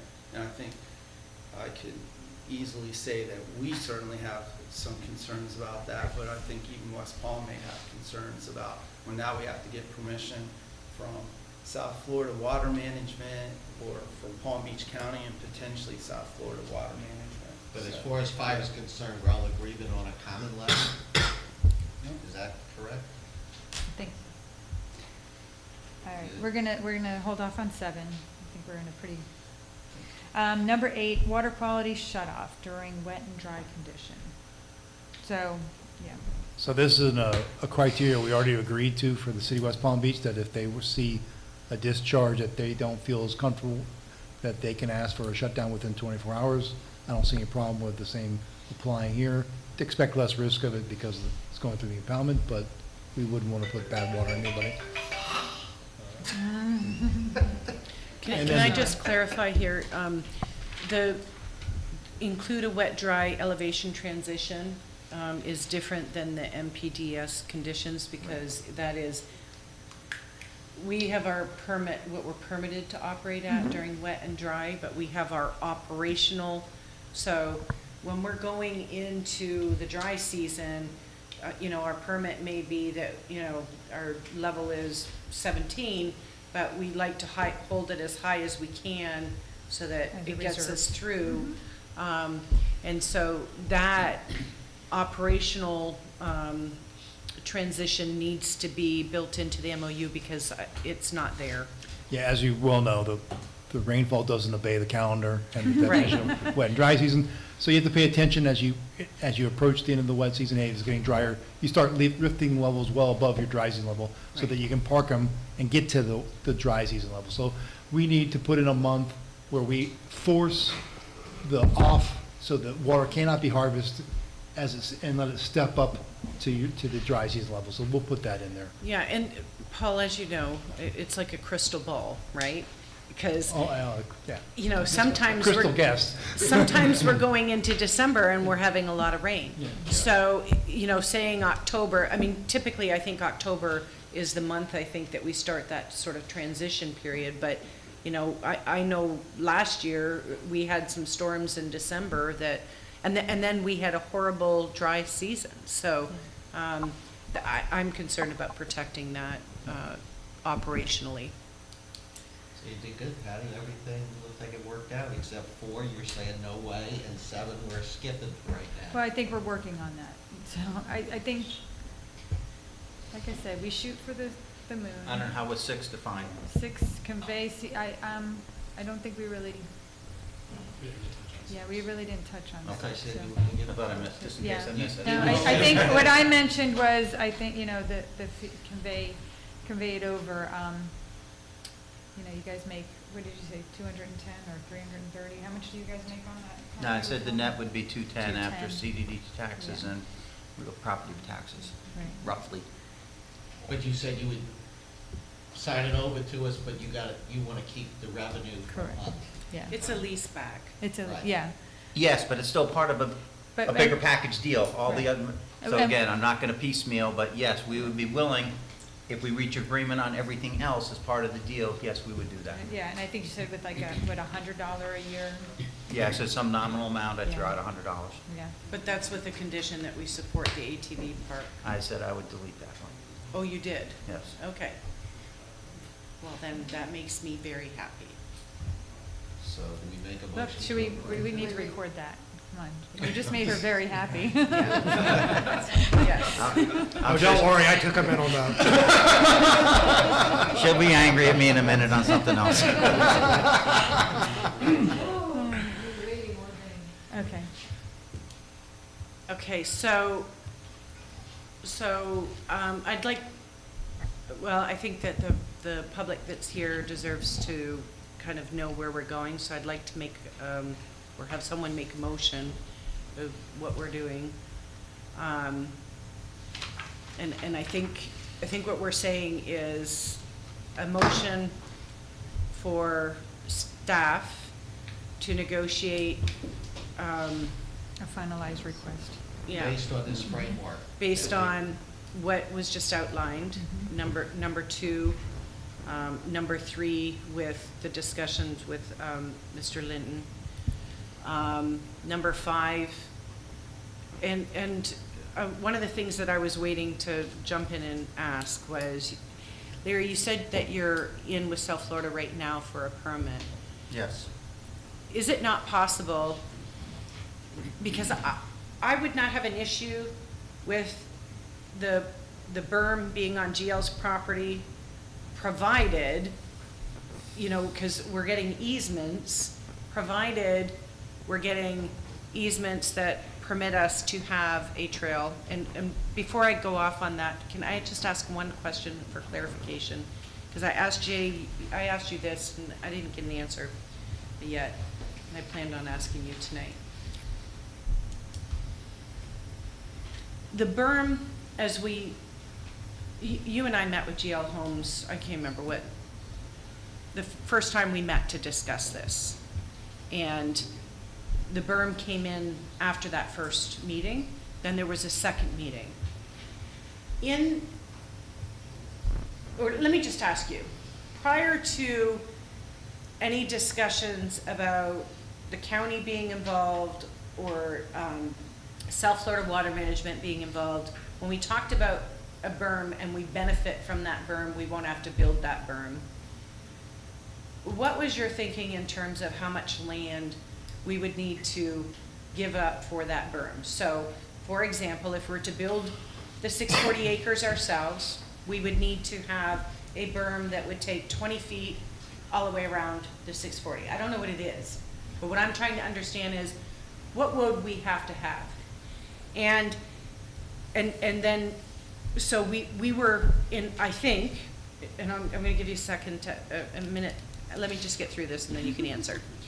So in our mind, if we were giving up 20 feet, or we would need to have 20 feet for a berm, and the benefit was that the berm is going to be built by GL and it was going to be a shared berm, then we're actually only giving up 10 feet on our east boundary. And now, as things have evolved, and now that there's a bigger plan that's being worked on, and South Florida Water Management has things that they would require, has that changed in terms of, well, now instead of building a berm that's going to take 20 feet, is it now going to take 60 feet? That's my question, because that makes a difference in terms of how much land I think we should be willing to give up for the berm, because we supported, you know, the initial, right, and we supported half, we're going to share it on those conditions, right? We supported that. So what was that? Did you look into any of that or calculate any of that? We made a preliminary estimate of what the berm would be. We used the existing impoundment as a guideline. We have not done geotechnical work. One of the comments that I had discussed with Lynn and Paul was we need to make sure that the water levels that we control are consistent, they're designed the same way. So that all affects the width of the berm. The side slopes and the top width that I used for our impoundment comes out to 92 feet total without a swale on the outside. Typically, you'd have another 15 feet or so, so a little over 100 feet. On the outside of the berm, or it's on the, yeah. Well, you just want a collection Right, swale right. on the outside, Okay. you have the ditch on the inside. Yeah. So somewhere a little over 100 feet. I don't recall what the GL impoundment was. I do remember that my top of levee was at an elevation of 29.5 and GVD, which would be 28, and their levee was a little less. Now, they have better information on soils than I did when I did mine, so I think their top levee was a little bit less than that, but we do need to work out that detail. So your question really is, are we losing something? Yeah. I don't believe so, but we never established a final number on our side. It looks like our levee could be a little less in width based on what their geotechnical results were. So Jay, just, your numbers are in the right ballpark. We're a little bit wider because we have a little bit lower slide slopes. But just think of it this way. If you weren't sharing a levee, where you had half the levee on your side, if you had it be all on your side, you'd lose space. You'd lose half, so you're gaining half a levee of space, whether that's a 60 feet or 50 feet, it is a detail, but you are coming out at least 50 feet ahead than if you had to build it on your own, entirely on your own land. Okay. So if we gave up 50 feet of our east boundary for that berm, how many acres is that? Can anybody do a quick calculation? It's 50 feet. And I don't know what the distance is of Probably what's about a being mile. proposed, or what the 640 acres is. 7,000. 1 mile. Raise your hand when you have the answer. We get 6 acres. I get 8, but you and I were. We'll compromise, 7 acres. Okay, so we're giving up 7 acres for that. Let's see if Jay gets it Okay. on the hand, the long math. I'm doing longhand here. Okay. And then All right, if maybe, it's longer than a mile, go with Paul's number, it's 8. maybe you can answer What'd you this, get? Len. 7 acres at 7. 4 feet, acre storage feet, what is that? 28 acre feet. So we're not, it's negligible. It's not Okay. minuscule. All right. So, back to my question. You're in with South Florida Water Management right now to get a permit. As part of that permit request, can you not be requesting that part of our easement permits us on our 50 feet or our virtual 50 feet that we're giving up for this berm, that we be allowed to have a trail that would permit equestrian or bicycles or pedestrian, whatever. Passive, not ATVs, it's a passive trail that we're asking for, but that would include equestrian. Well, I'm going to defer to Paul and just make a couple of quick Go ahead. comments on this. Number one, not quite visualizing where these trails and horses are going to go, so I don't know what that adds to costs or making the berm even wider or flatter in certain areas. I'm not asking you to make anything If bigger. this is for water quality on our side, I'm not so sure horses fit. Kind of like Lake Worth drainage, people want to ride their horses by the canals, they have food safety issues, so for this type of water quality, I'm not so sure that's the best use for it, but that's just my layman thing, but I'll completely defer to Paul on this.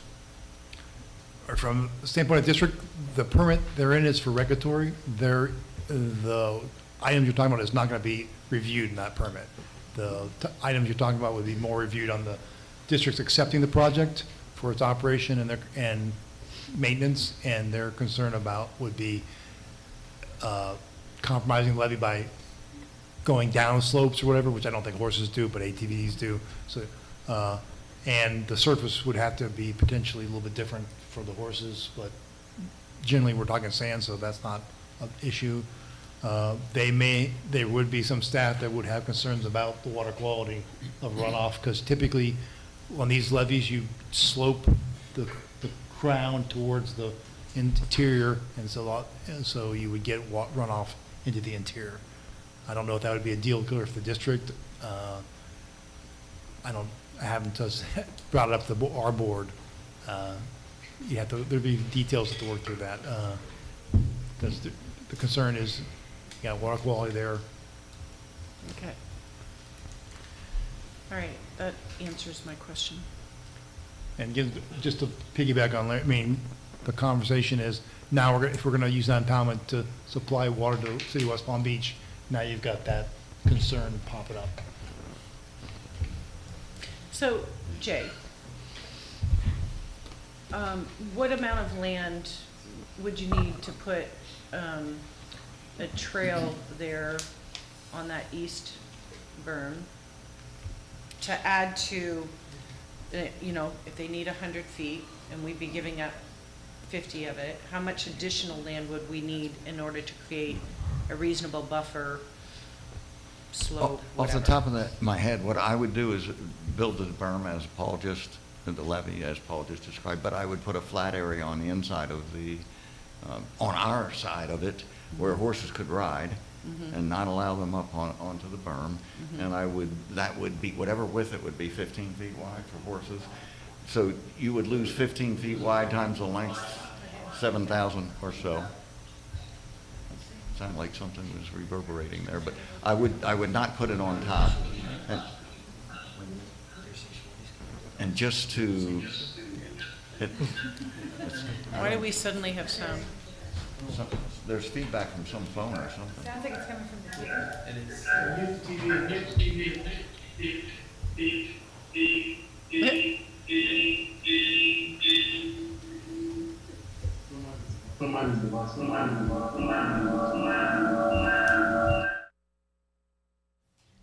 It is close to Hollis.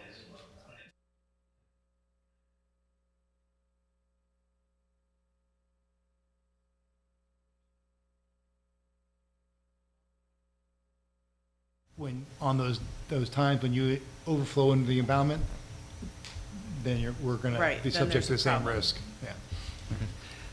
Okay, so let me ask another question. So if the trail were on, between the two impoundments, the existing impoundment and the 640 acres, right? Would that be an issue? Typically, a horse trail or something like that would be on the outside of the levees, where not in the interior. So wrapping around the existing impoundment and the west side of your impoundment would be the candidates for locations for that. Are you looking at kind of duplicating what they have in Wellington on Flying Cow? Is that the type of park you're trying to put together? Yeah. So do they have horse trails on the berm? Or is it I don't only know. within, I think it's only with, I've only been there So one time. that's what I'm but- trying to get to is Yeah, I what think we it's would only need to do it. on the, I don't think there's, I think it's just through the park itself.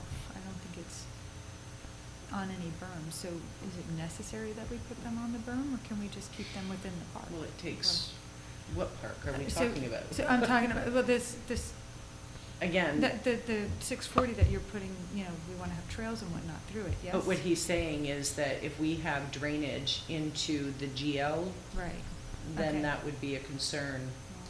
Isn't it I something we just- can so- negotiate later? Well- I mean, right now, we're just talking. What I about was trying to the get to is if it's something that needs to be built into the current request from South Florida Water Management. So, Is that part of this? but I think, Mr. Linton, you answered that part of the question. It's not part of the burning process. Yeah. Okay. So you need a motion, yes? Or did you Yeah. start your motion?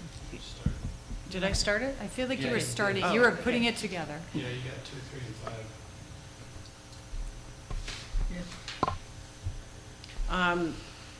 So that's why I got stopped there, is because the ITID levy, so what I wanted to have an agreement on is, and know how much land we're giving up, for the levy.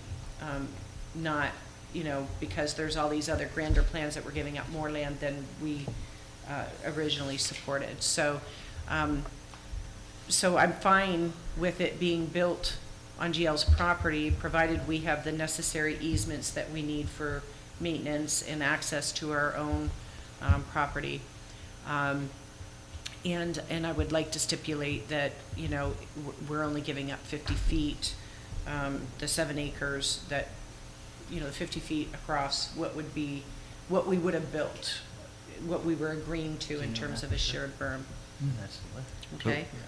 May I clarify that the proposal was that it was split on land and then we'd give them land, not it becomes GL's property, but it's half and half until that happens. So Is that for what you're- reference, is that what you're saying? you're gaining land relative to if If it were you're on our property. On your property. That was in the beginning, yes. So No, that's not my understanding. So your condition in terms of turning the 640 acres over to us is that it would be less, you would carve out the land that would be needed for the berm. Has that changed?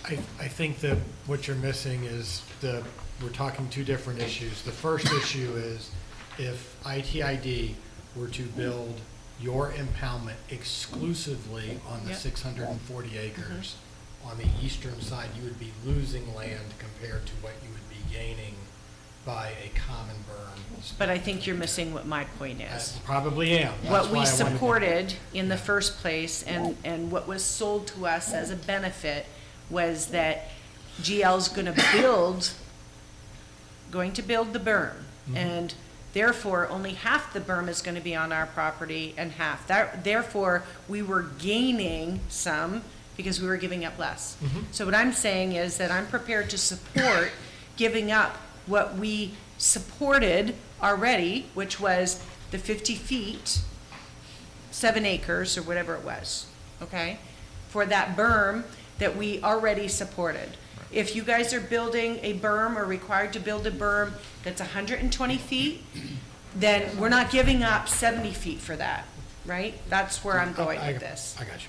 Okay, so the carve out, whatever, so it's Whatever- 640 whatever minus the land was 7 in- acres. Whatever land was involved with the original split of the berm is the agreed upon amount that the district ITID board is Right. willing to give up. And Anything unfortunately, more than But that- that's better than specifying, I don't distrust Paul. No, yeah. I don't have the plans here, I don't know exactly how wide that is, and I don't want to have an issue that it's 52 feet or 60 feet, and it was only agreed upon 50, but the way Kevin just said it, whatever it was, it is, Well, and no more was than it that. documented? Because I don't remember it being documented So I'm much, before.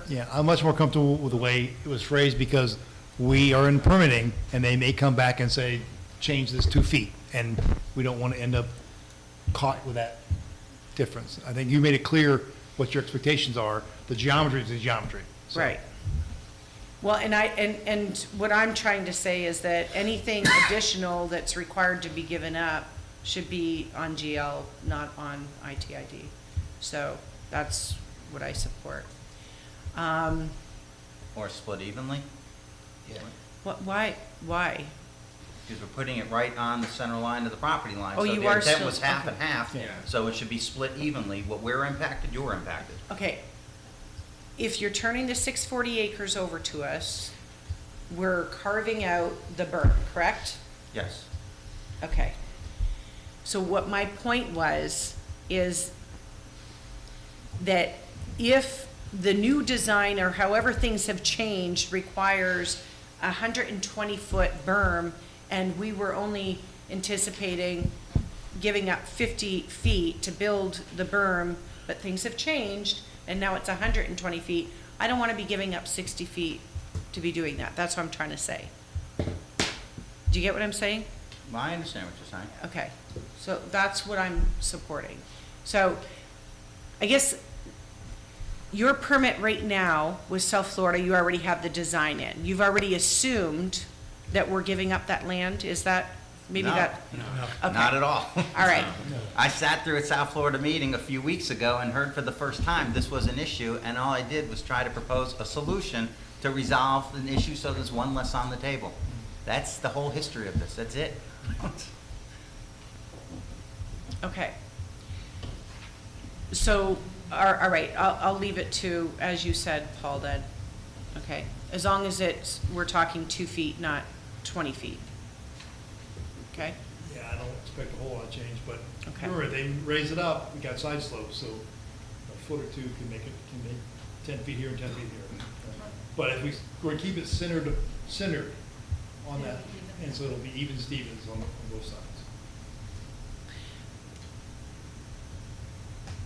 But again, what I object to is that if South Florida Water Management in the permitting process says we want a 40-foot high berm, and therefore it's gonna take 200 feet. We're not giving up 100 feet. I support, 50 feet plus or minus. That's what I want to be clear.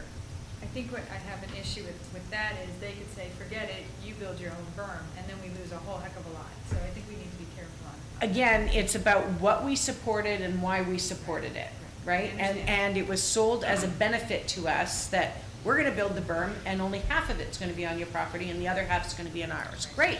If it's truly a benefit, I'm saying this is what I support, okay? And the only thing I would say to that is the ITID is still benefiting by having the berm partially on our side, and whatever South Florida is going to make us do for our side, they're going to make you do even if you build the entire thing on your side as well. So we're both going to be in the same boat. Fine. Except it'll be less burdensome because it'll be against another berm, so. No, theoretically, you'll have 100% of it, and now you'll end up with a lot less land than you anticipated. If you're building yours or if you're not building yours? If we're building ours and you restrict it, then now our plans have to change. All I'm saying is if we're gonna be partners, let's just split it. Our water project's getting smaller if the berm gets wider too. And we're not interested in that. So we're not looking to give away land to give bigger berms to South Florida. I don't wanna get held up on a technicality that we only gave this, and now we're ready to get a permit, and now our plans need to be redesigned because we're shifting this thing over because we exceeded 50-ish feet. Now, I'm assuming we're going to enter into some kind of agreement with ITID on these issues. So I don't know if this is a motion going into a letter This of is what's going to a go motion in, or going you just into a giving letter as to directions to what we staff? support. Yeah, and actually, thank you for bringing that up, because, you talked about earlier, we're here having a special meeting. We've had several meetings on GL, and we've had many tangles over legal fees in the past. So I think that the district should be made whole as far as the whole legal agreement, MOU, all that stuff there. I believe we ended up about exactly $155,000 Which was in legal about fees before. half about what it was But the the last request, time. to a large extent, Betty, we're only here because there's asks regarding the 640, so for Yeah. us to bear that cost and to do everything else, it's the only reason we're sitting, that and an ATV park, the only reason we're sitting here, so. Okay, the reason why we're sitting here is because of the ATV park, because you had ITID support up to that point. And the last meeting that you were here and you did a presentation, not this one, but before you got the resolution supporting, we asked then, is there more, I think it was Keith asked. I talked to you privately, is there anything that GL can do for the district? Nope, there's nothing. And then, what do we get? An ATV park we didn't ask for and didn't even know about until it had already been approved by the county. So, let's be real about how we got here. They took that off the table for tonight, so why don't you continue? No, there is nothing off the table. It's still part of the discussion about why we're here. But he took it off of this being part of, that being part of this agreement. I'm not done my motion. So, the next part is, that you will convey the 640 acres to us in fee simple without any conditions, except for that we will lease back to you at your request, so that you can continue to lease it until we give notice. And I think it should be a reasonable notice because of the farmer. We've always supported because of agriculture and water, right? And when we negotiated the last agreement, we specifically put the 12 months in because we felt that was fair notice to the farmer. So I don't think it's fair to say to the farmer one day, well, we're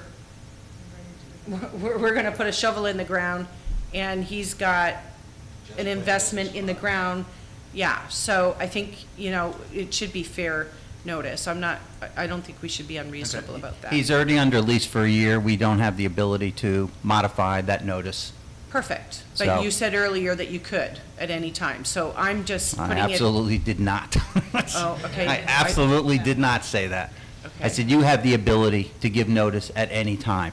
Right. Not that we can terminate the lease and make him get off while he's growing a crop at any time. Okay, but And let you me did just say Okay. that you were willing to take away the notice because I one of your can't take conditions away that the you came notice. back. That's their right. I can't take it away unilaterally. One We're of the under conditions contract. that you came back with was that we had to give you 12 months or we had to give 12 months in the initial lease plus a 12-month notice. Yeah, you couldn't give notice for the first 12 months, so we Okay. knew I knew Hunley would be out there for 2 years.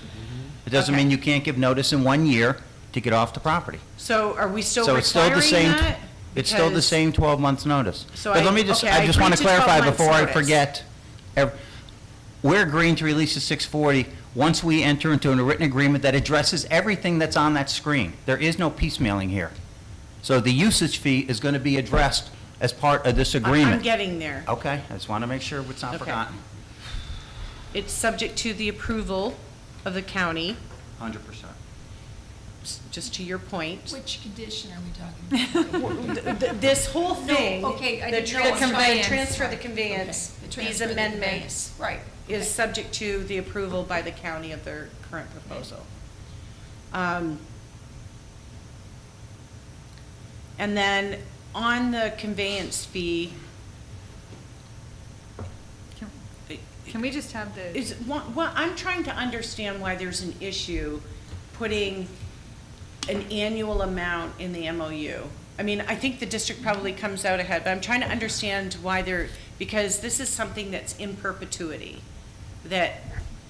So can you explain why there's an objection to that? I thought I have, and I'll say it again.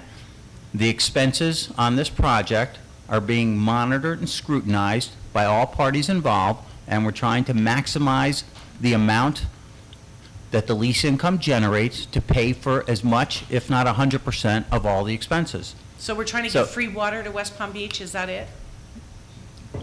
No, because West Palm's, if the lease revenue generates more than the expenses, then West Palm would have gotten free water. Yes. Okay. So one of the attributes of the yearly was this whole accounting thing. So there's a difference between a lump sum that's not geared towards bookkeeping versus that. But remember, when you start talking about annually, what about inflation and all the other factors? That's right. You're better off, I mean, it's simpler to have just a lump sum. But don't we have to do an invoice anyway? Isn't there accounting as part of the MOU for ITID to the CDD? Well, that was for actual expenses. For actual expenses? Not usage, actual expenses. Okay, so does that include our operation and maintenance of the canals that are benefiting for the conveyance? You'd have to I don't know what the terms. The Well, I guess MOU says direct cost, not, but. oh, direct cost. So if we have to run a pump for West Palm Beach, we will get reimbursed. But Yes. Yes. the fees for maintaining those canals and having built them, all of that stuff, we're not entitled to be reimbursed for. That's what you're saying? not maintain it. Not the ongoing maintenance, no. So if we have to spend $4 million on that canal, they're not gonna be sharing any cost of that. So that's the point. If we're gonna agree to a flat sum or any fee, that's it. As long as the agreement exists. That's why I said I'd rather residual, to help maintain it, based on that. And they're saying they don't want that. Did they? So,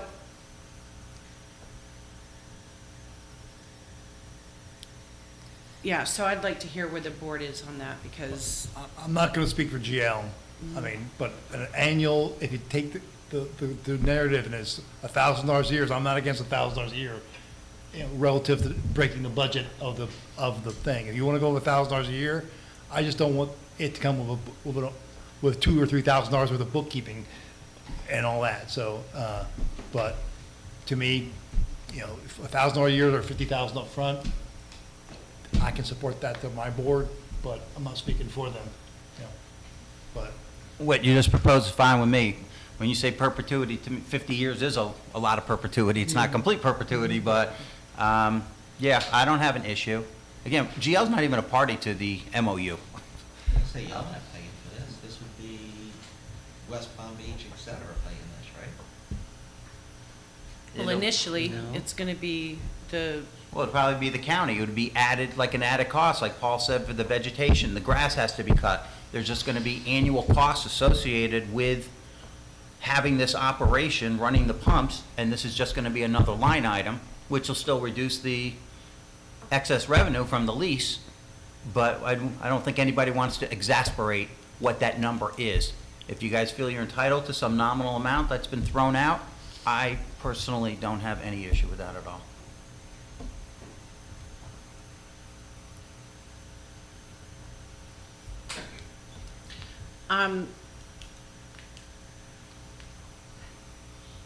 does anybody have any thoughts to add on that? Or what you would prefer? Through the chair. Oh, go ahead. I was just saying, how much usage are we talking about? Well, as we, far as yeah. how much flow, or, like you said, if if the ag land creates enough revenue and then it pays off and it's going through and they get water for free through us, well, I mean, how much volume are we actually talking? Yeah, but it's- 67. It's rate or volume. I haven't ever tried to calculate a volume, but the rate is 67 CFS versus 1100 CFS. So it's a pretty small portion of the capability of the canals to convey. And volume-wise, it's going to be even less of a percentage because we have a heck of a lot of runoff that occurs. But, wear and tear on a canal would be more related to rate, I would think, but at the 67 rate, that's not going to wear much on our canals, quite frankly. If our canals, through the chair, if for some reason the canal needs some major modifications, is there a way to do a assessment to help fix based on that versus the money that we're asking for? Like, if we gotta repair the canal to make sure that West Palm Beach gets water, and there's a breach that we have to fix, is there a way that we get the money back by an assessment? Not if No. you're agreeing to an, No. They would have to be an active There's no unit maintenance. to assess them, and that's not on the table. So the simple answer is no. Through the chair. Okay, so I think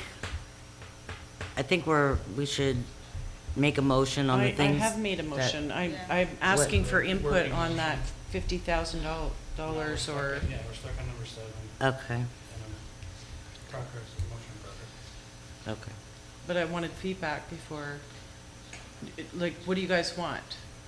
I mean, what about the compromise? Take the 50,000, but also allow for residual based on flow rate. I don't think there is. It's a either or. Yeah. Is that something we can, is that something that we can have staff continue to discuss as No, I part of the think we have to- negotiations? We have to give direction to the staff. Right, to We want. continue to negotiate this, and, yeah. But the board needs to say whether or not we want it built into the agreement or whether or not we want an upfront.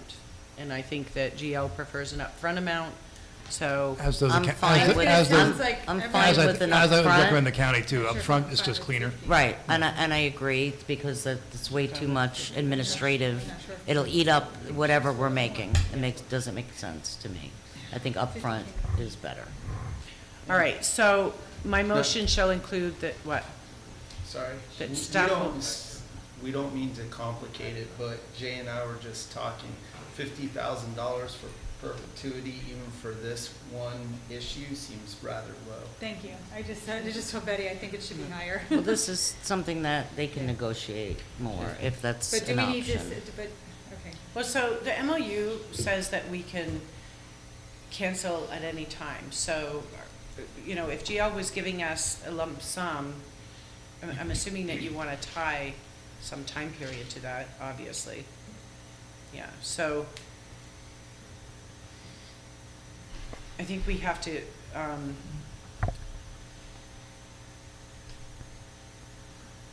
don't even know where to go with that. I think GL needs to pay, or somebody needs to be paying. Let me ask this question. how much, so we accept drainage from other areas that are outside the boundaries of the district or not active units. Rustic Lakes as an example. They pay annually for the benefit of the connection as well as their drainage into our system, do they not? Madison Green is the same. They are assessed. Delwood. They are assessed an annual fee, and it's based on that unit. Okay, And so. remember, they have to become activated now. Right. We can't do that currently. Mhm. But there has been a cost that the district has, assessed. It's, well, that we charge them for basically the integrity of the system. Mhm. And that they paid for the maintenance. And all of the landowners, whatever in the respective units, that infrastructure has been created. And this project would be at a real disadvantage if it didn't have this conveyance system. I guess what I'm trying to wrap my head around is, there's a difference between an active unit and all of the benefits that they receive and what the benefit of, 67 CFS is to somebody receiving it. So let's just put it that way, actually. What is the CFS for Bay Hill or Rustic Lakes? What's coming into our system from them? It's probably gravity feed, right? It's not even pumped, or one of them has a pump. One of them has well, they both have pumps actually, but one has a gravity structure downstream of the pump. They are 1 inch per day, so Bay Hill is a mile and 1.5 square miles, so that's around 41 CFS, and the other one is a half square mile, so that's about 13 CFS if I recall right. 40 and 13, you said? Somewhere around there. So what do we collect from them on an annual basis related to, they're benefiting from the whole infrastructure, not, I don't have those numbers. this is like right now I don't even know. Can I make a substitute motion to that? And Well, how about I leave that part out and you can make a motion relating to that specific item, okay? And then add it. Okay. So my last piece would be that we include, obviously, the wet-dry elevation transition relative to permit and operational, our operations, and the NPDES conditions. Okay? I second the motion. Yeah, and then. I say with conviction. Can we read that well, motion? Let me just. No. The We conveyance all not issue, gonna remember what we agreed. Hold on. the conveyance issue to be added. Oh, and the 640 acre, the 27 CFS, that we get that with the 640 acres. Number 2. Yeah. With it, yeah. Okay, so it was basically 2, 3, which is to be negotiated, 4, Is a no. No. 4 is out. Yeah. 5 is Yes. split even based on design. 6 is convey with, with the lease back, and it's not the 640, it's less the land. 7, we're Less the gonna, levy. we're gonna give direction to staff to negotiate. 8, we're gonna discuss. And then once, just so everybody knows, once we have this motion, we need to hear from the 8, we're community. going to discuss the wet dry. No. Okay. 8, I already 8, gave that okay. one. 8 8 we're is good. the wet, dry, operational, elevation transition, and NPDES conditions. Yep. I second the motion. Okay, now we need to hear from the community. Scarlett, do we have any? And you're going to make a motion on the conveyance? Okay. We're going to hear from community. Which is to give direction to staff, right? Yes. I- Through the chair, I have one card, William Dirks, and he says that he opposes the ATV park. I think he's here. Does he want to speak? Did you want to speak? Hi, my name is William Dirks.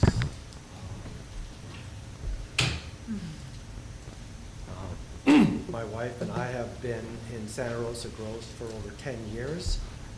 We're both farmers, and we planted a banana farm and a mango grove. So we've put down roots in Santa Rosa Grove, and we also plan to live there for many years to come. So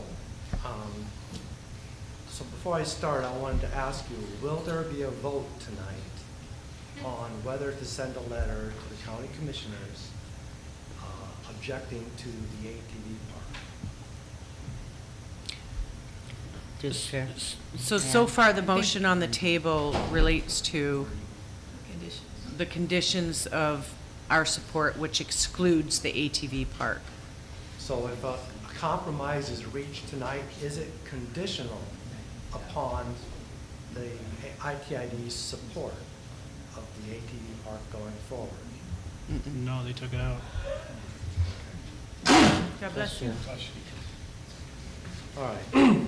So you know, as you may know, I've already sent, my wife and I mailed out letters to every landowner in Santa Rosa Groves. I think it was over 65 letters. There's like 90 lots.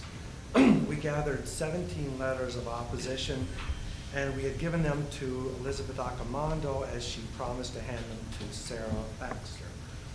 Upon learning that ITID was not aware of these 17 letters, I sent them to ITID and to all the county commissioners. Many of these letters written were very passionate.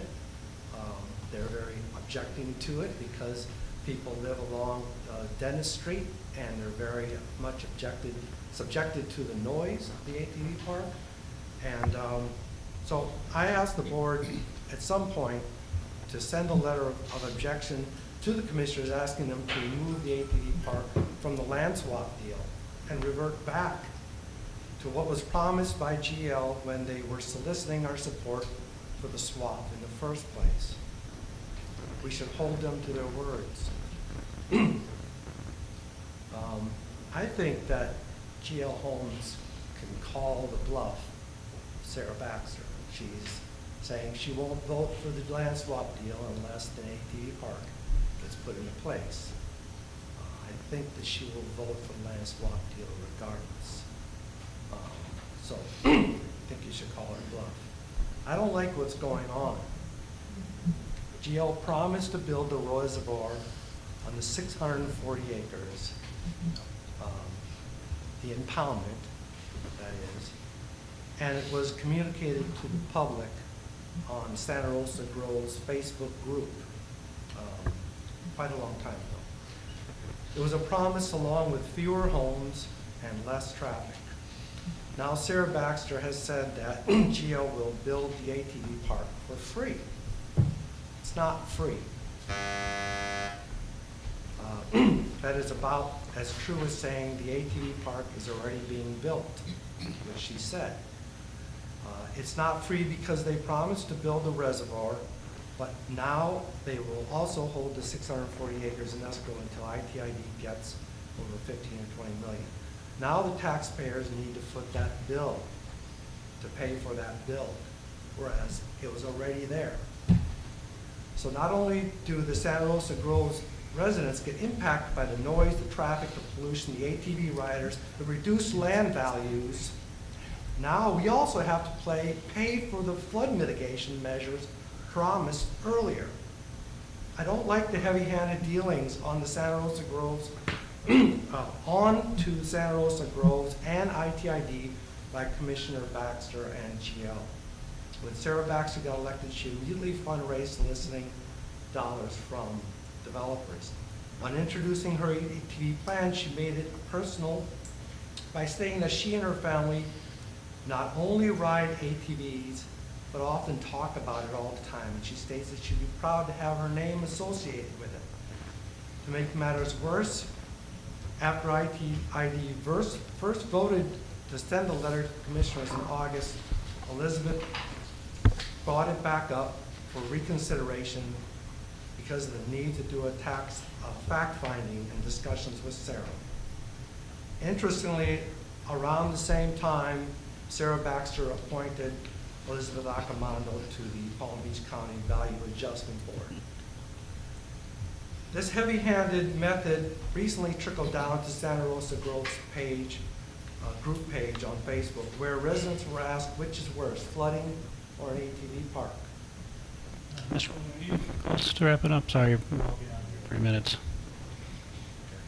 Well, can I just sum it up? Quick. I'd like to Bottom call a line, point of Can he order. have his wife's 3 minutes? bottom line is, I'm asking the commissioners, I'm asking the commissioners, the board, to send a letter to the, I'm asking for a letter be sent to the commissioners to send the plan back to the 20 Mile Bend Park and to build a raceway in another location. 20 Mile Bend already had feasibility studies completed for it. Or move the ATV park north of the Palm Beach County shooting range. GL can build our reservoir, and Palm Beach County can build a park with the operating securing investment privately. And I also want to state that Palm Beach County Sheriff's Office is going to come and cure the potential ATV traffic that's going to be imposed upon the residents in Santa Rosa Groves is an empty promise, because if they haven't done it already, they're not going to. They can't chase the ATV vehicles. And now that we have the assessments being onto our property to deal with all the flooding in the roads, we were promised that it would improve our property values, but now we're going to have a reduction in our property values because of the ATV park. No horse owner is going to want to come there and buy property next to an ATV park. That's all I have to say. Thank you. Thank you.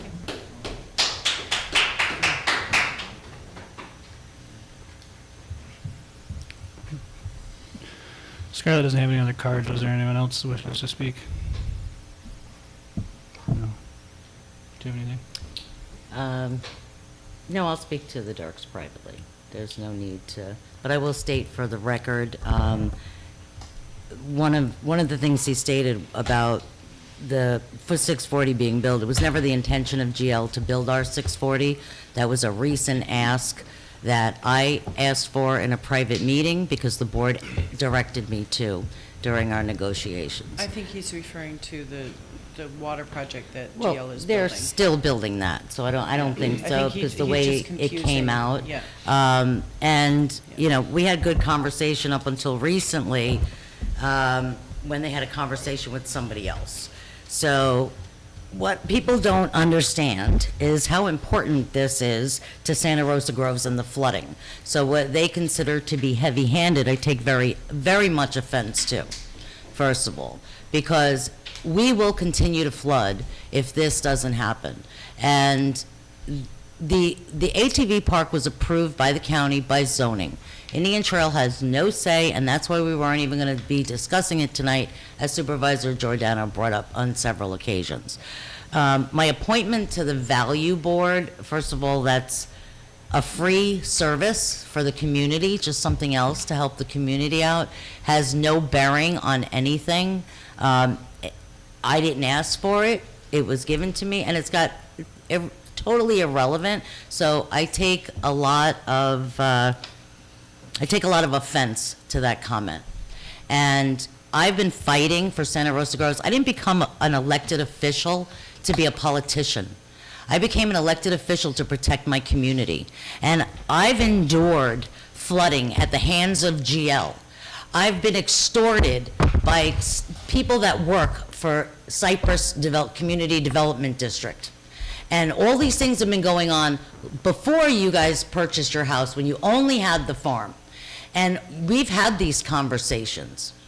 So if you think for one moment that I'm on any side of GL, and this is no offense to you guys, and how the county didn't help us when we had 5 feet of water, this ATV park is the least of our problems. What this community needs, not only our community, but the entire district, needs this water storage and flood protection, and that's what I've been fighting for. And when the board asked me and said, oh, ask them to go ahead and build the park, the 640, I most certainly did. And when we knew that there was no way the ATV park was not going to happen, I went to meetings on my time and sat with them and begged them to make it less of a burden and less intrusive on Santa Rosa Groves and Sunny Urban Meadows and even Tall Pines. And there are ways to protect us, and those are in motion already. But if you want to sit there and talk to me in that manner, like I said, I take high offense to it, and I don't know where it came from, and at this point, it doesn't even matter. Now, excuse me, this is not a back and forth. You had your time, now I'm speaking my mind. Nothing changed. What changed is that it's further to the west. It's much more quiet. There's a lot of restrictions, and they've reduced parking. So instead of it being what it was going to be, at least it'll be a little better. Do I like it? No. And I've expressed that on every single occasion, not only to GL, not only to this board, to our community, and to everyone, that I am not for the ATV park. But if it's going to happen, and we're not going to have a choice, because remember, the county makes all the decisions, not Indian Trail, not us personally, and the county was all for it. So I went out on a limb, and I made it a little bit better for our community. And that's all I'm going to say on the matter. And I don't know, I know Supervisor Argy went and met with the commissioners also.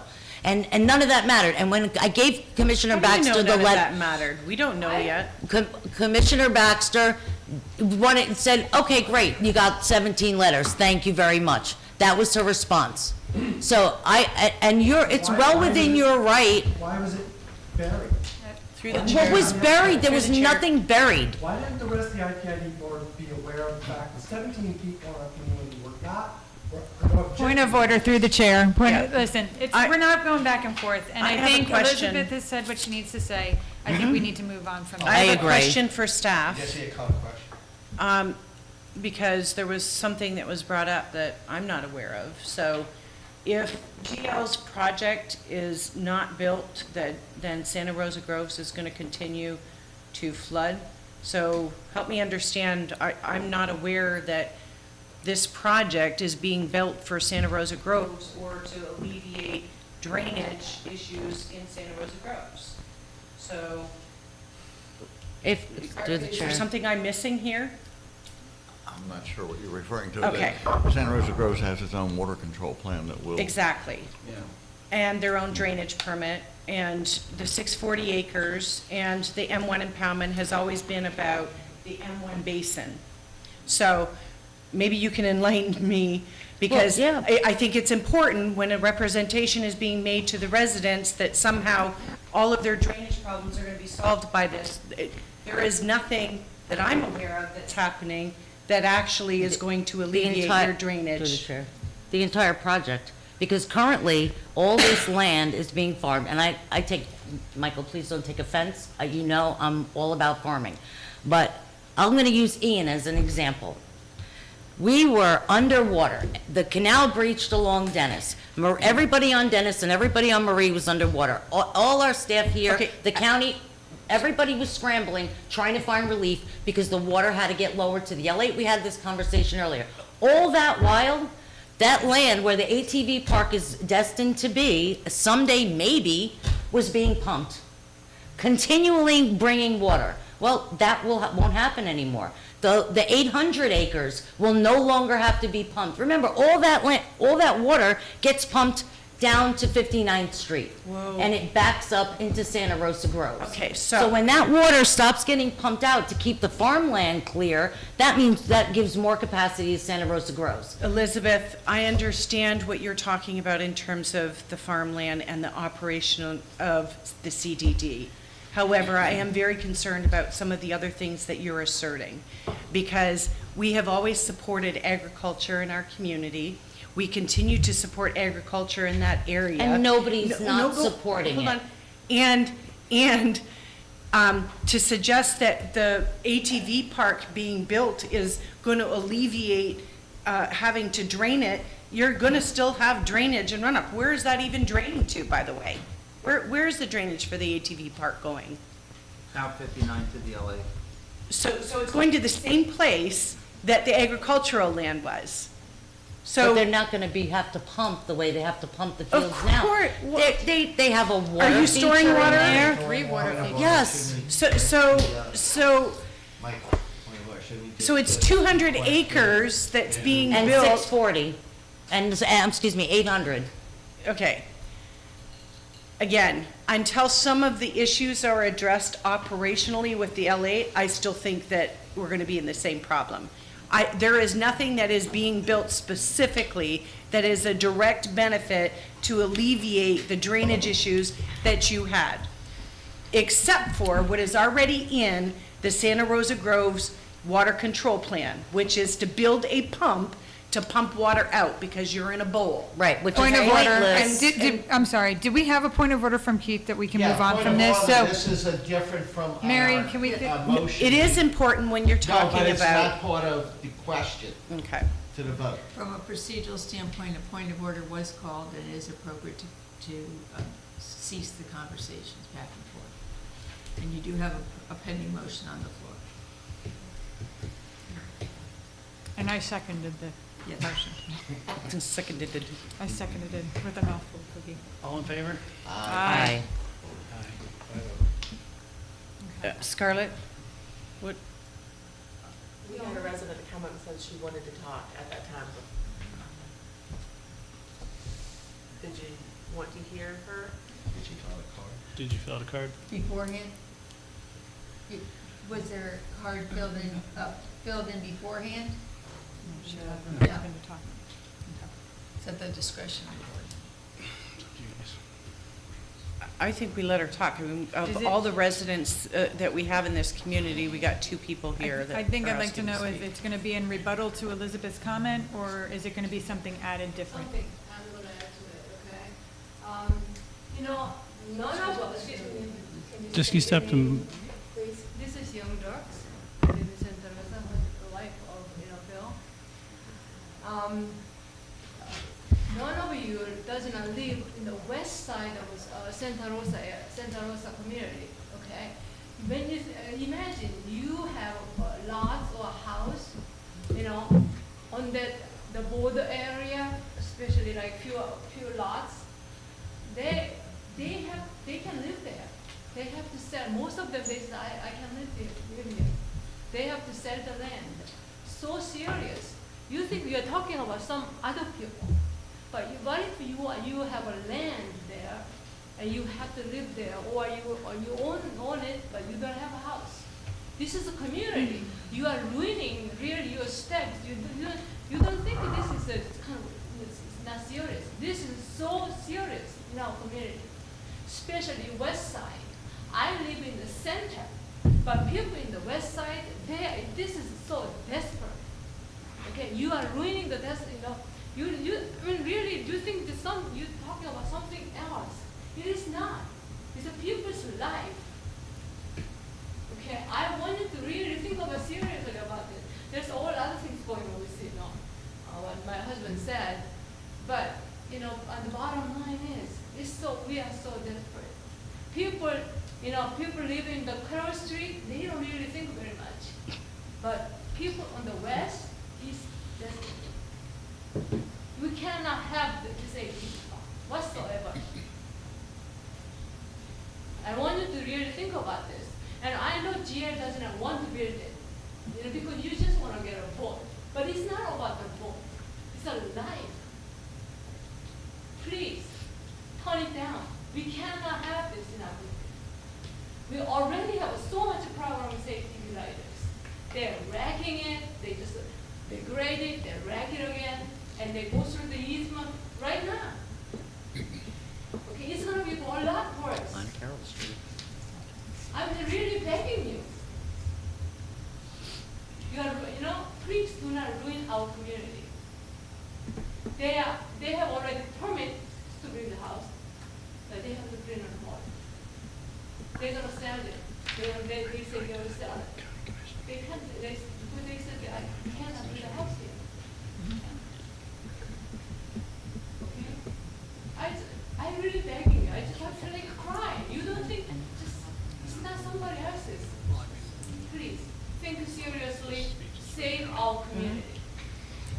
Thank you.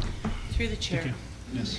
I'm not sure who can answer this, but maybe Kevin or Patrick.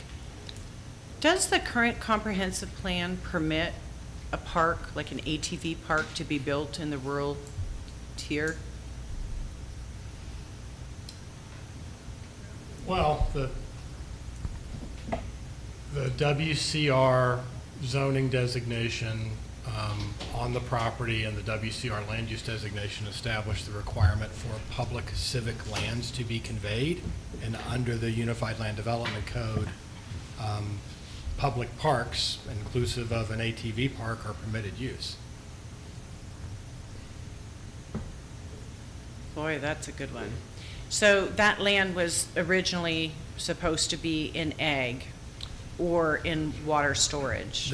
The presumption that you have to make in making that answer is that the board approves the revised conceptual plan that establishes that 200 acres as a civic site being dedicated to Palm Beach County. If it stays under the current approved plan of development, it's ag, water resources, and an ATV park would not be permitted. But under the revised plan of development, it would be allowed use. Currently, the county commission has not approved that change. They approved the transmittal on the land use, but not on the zoning. Is that correct? It's a little bit more complex answer to that. They approved the transmittal of the comprehensive plan amendment, inclusive of the revision to the Indian Trail Grove conceptual plan, contingent upon the 200 acres being conveyed to Palm Beach County and utilized for a park purpose ATV park. So that was part of the board's motion on the transmittal. The zoning applications are lined up consistent with that direction. So the conceptual plan was changed to take that 200 acres, which was previously part of the 1,600 being conveyed to the county. That plan was changed from agriculture, water resources to civic for that 200 acres. And all of that was done without community input?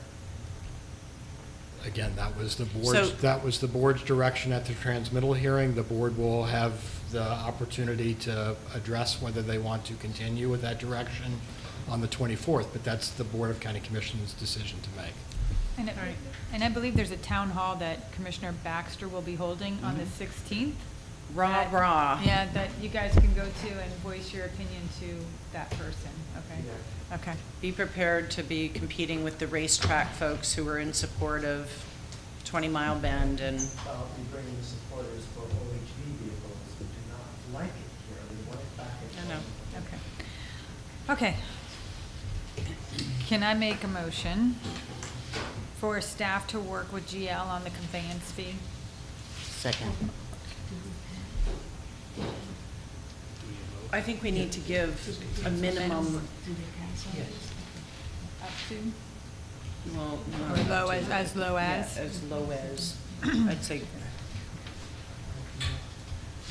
For clarification, the vote that we just took beforehand, that was unanimous, correct? Yes. Okay. Yeah, but this was, but that, part of that motion included that the conveyance issue would be a separate motion. Exactly. This is what. For So that's direction what to you're staff. So now, right now. so we'll say at a minimum of 50,000, but I would like to give staff to work with GL on a conveyance fee no lower than 50,000.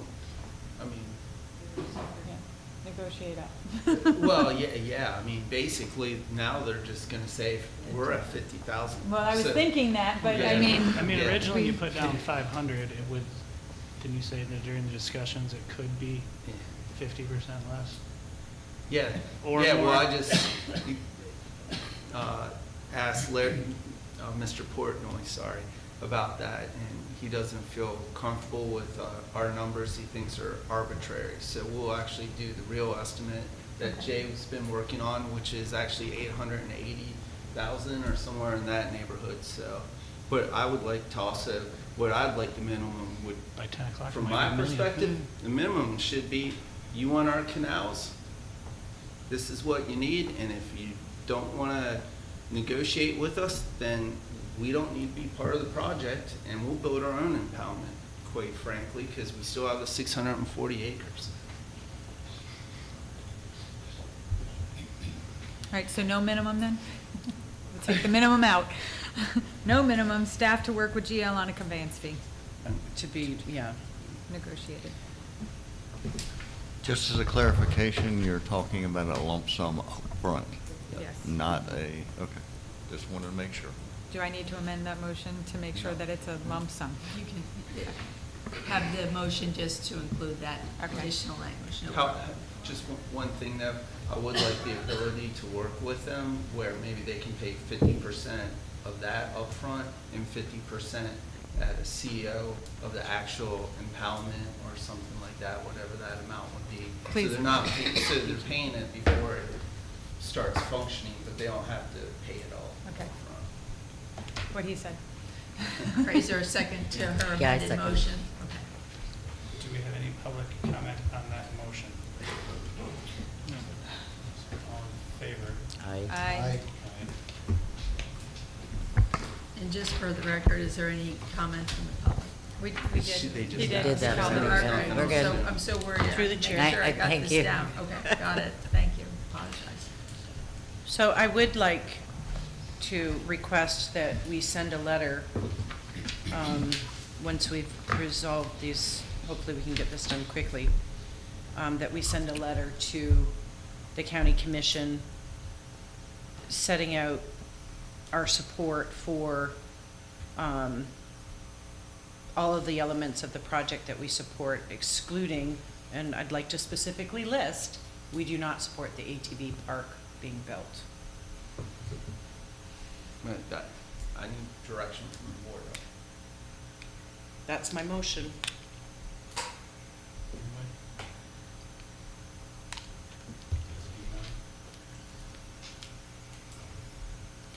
So for the record, there is no second for the motion.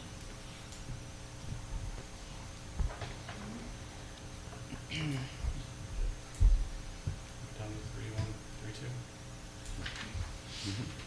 Yeah. What- I believe so. Is there anything else on that? Take 10 minutes to, I don't even need a minute No. on 3-3 if you want me to do it, because, so after our meeting last week, I actually received a call from Mr. Barnes, Jim Barnes, who serves as the village manager for the village of Wellington. He reached out, I met with him face-to-face yesterday for a few minutes. He said that he is willing to come to the December board meeting to talk about the annexation, and that he also feels that a board, one of his village council members, whether it be Mary Gerwig or someone else, would come, or they would be open to even doing a joint meeting between the Board of Supervisors and their village council. It's whatever you, as the Board of Supervisors, would like, but throughout that time, and he sent me information, so I'll get it out to you tomorrow, about what their annexation, involuntary annexation plans documents are, but I'll keep you up to date through that, so when you get to that December, whether it be a joint meeting or just one or two of them coming here to speak to you, you'll be a little more informed. So Okay. that's basically it for tonight. That's Mary, all I have to do- report. Do the chair. Do we need any kind of motion for Burgess to do this, or this is fine, this is just? I think it's fine that Okay. what the consensus of the board is to give him direction. Yeah. So what is the board's direction? Do we Oh, want to? I'm not, just for clarification, Oh, I'm 'cause not it says- negotiating Right, anything. right, you just- All I'm doing is Information. basically getting information And as it setting up becomes the meeting. available. He'll pass it on to me, to pass on to you, but then whether it be him or one of their elected officials will come to a meeting here at your December board meeting, or if you want, they would be open to doing a joint board meeting, but that may not be in December because trying to, So you're looking for direction on what the board desires as far as that goes, right? yeah, Okay. what I'm basically giving you an update, think just saying there's really they nothing should to just do come until here. December, Right. because they're. I don't think we need to have a joint council meeting. Yeah. It's really work. December update. Yeah. All right. And invite, Jim their Barnes staff, and yeah. Staff and Mayor Gerwig or Mhm. one of their designees. Yep. No, that's all I need. Just to So, answer our questions. Yeah, and as I said, I'm just gonna be a go-between. Host send me the information and I'll pass it on to you as it becomes available Yeah. through the process. Okay. So, and he was very, courteous and open about it, so. Okay. And he sent the information right away. So it's a little different than what we Right. dealt with previously. That's all I have. Thank you. Thank you. Mary, we, for the record, have notice of the meeting? Was duly advertised. And if it's, it was posted too. Yes, it was posted and published. Meeting adjourned?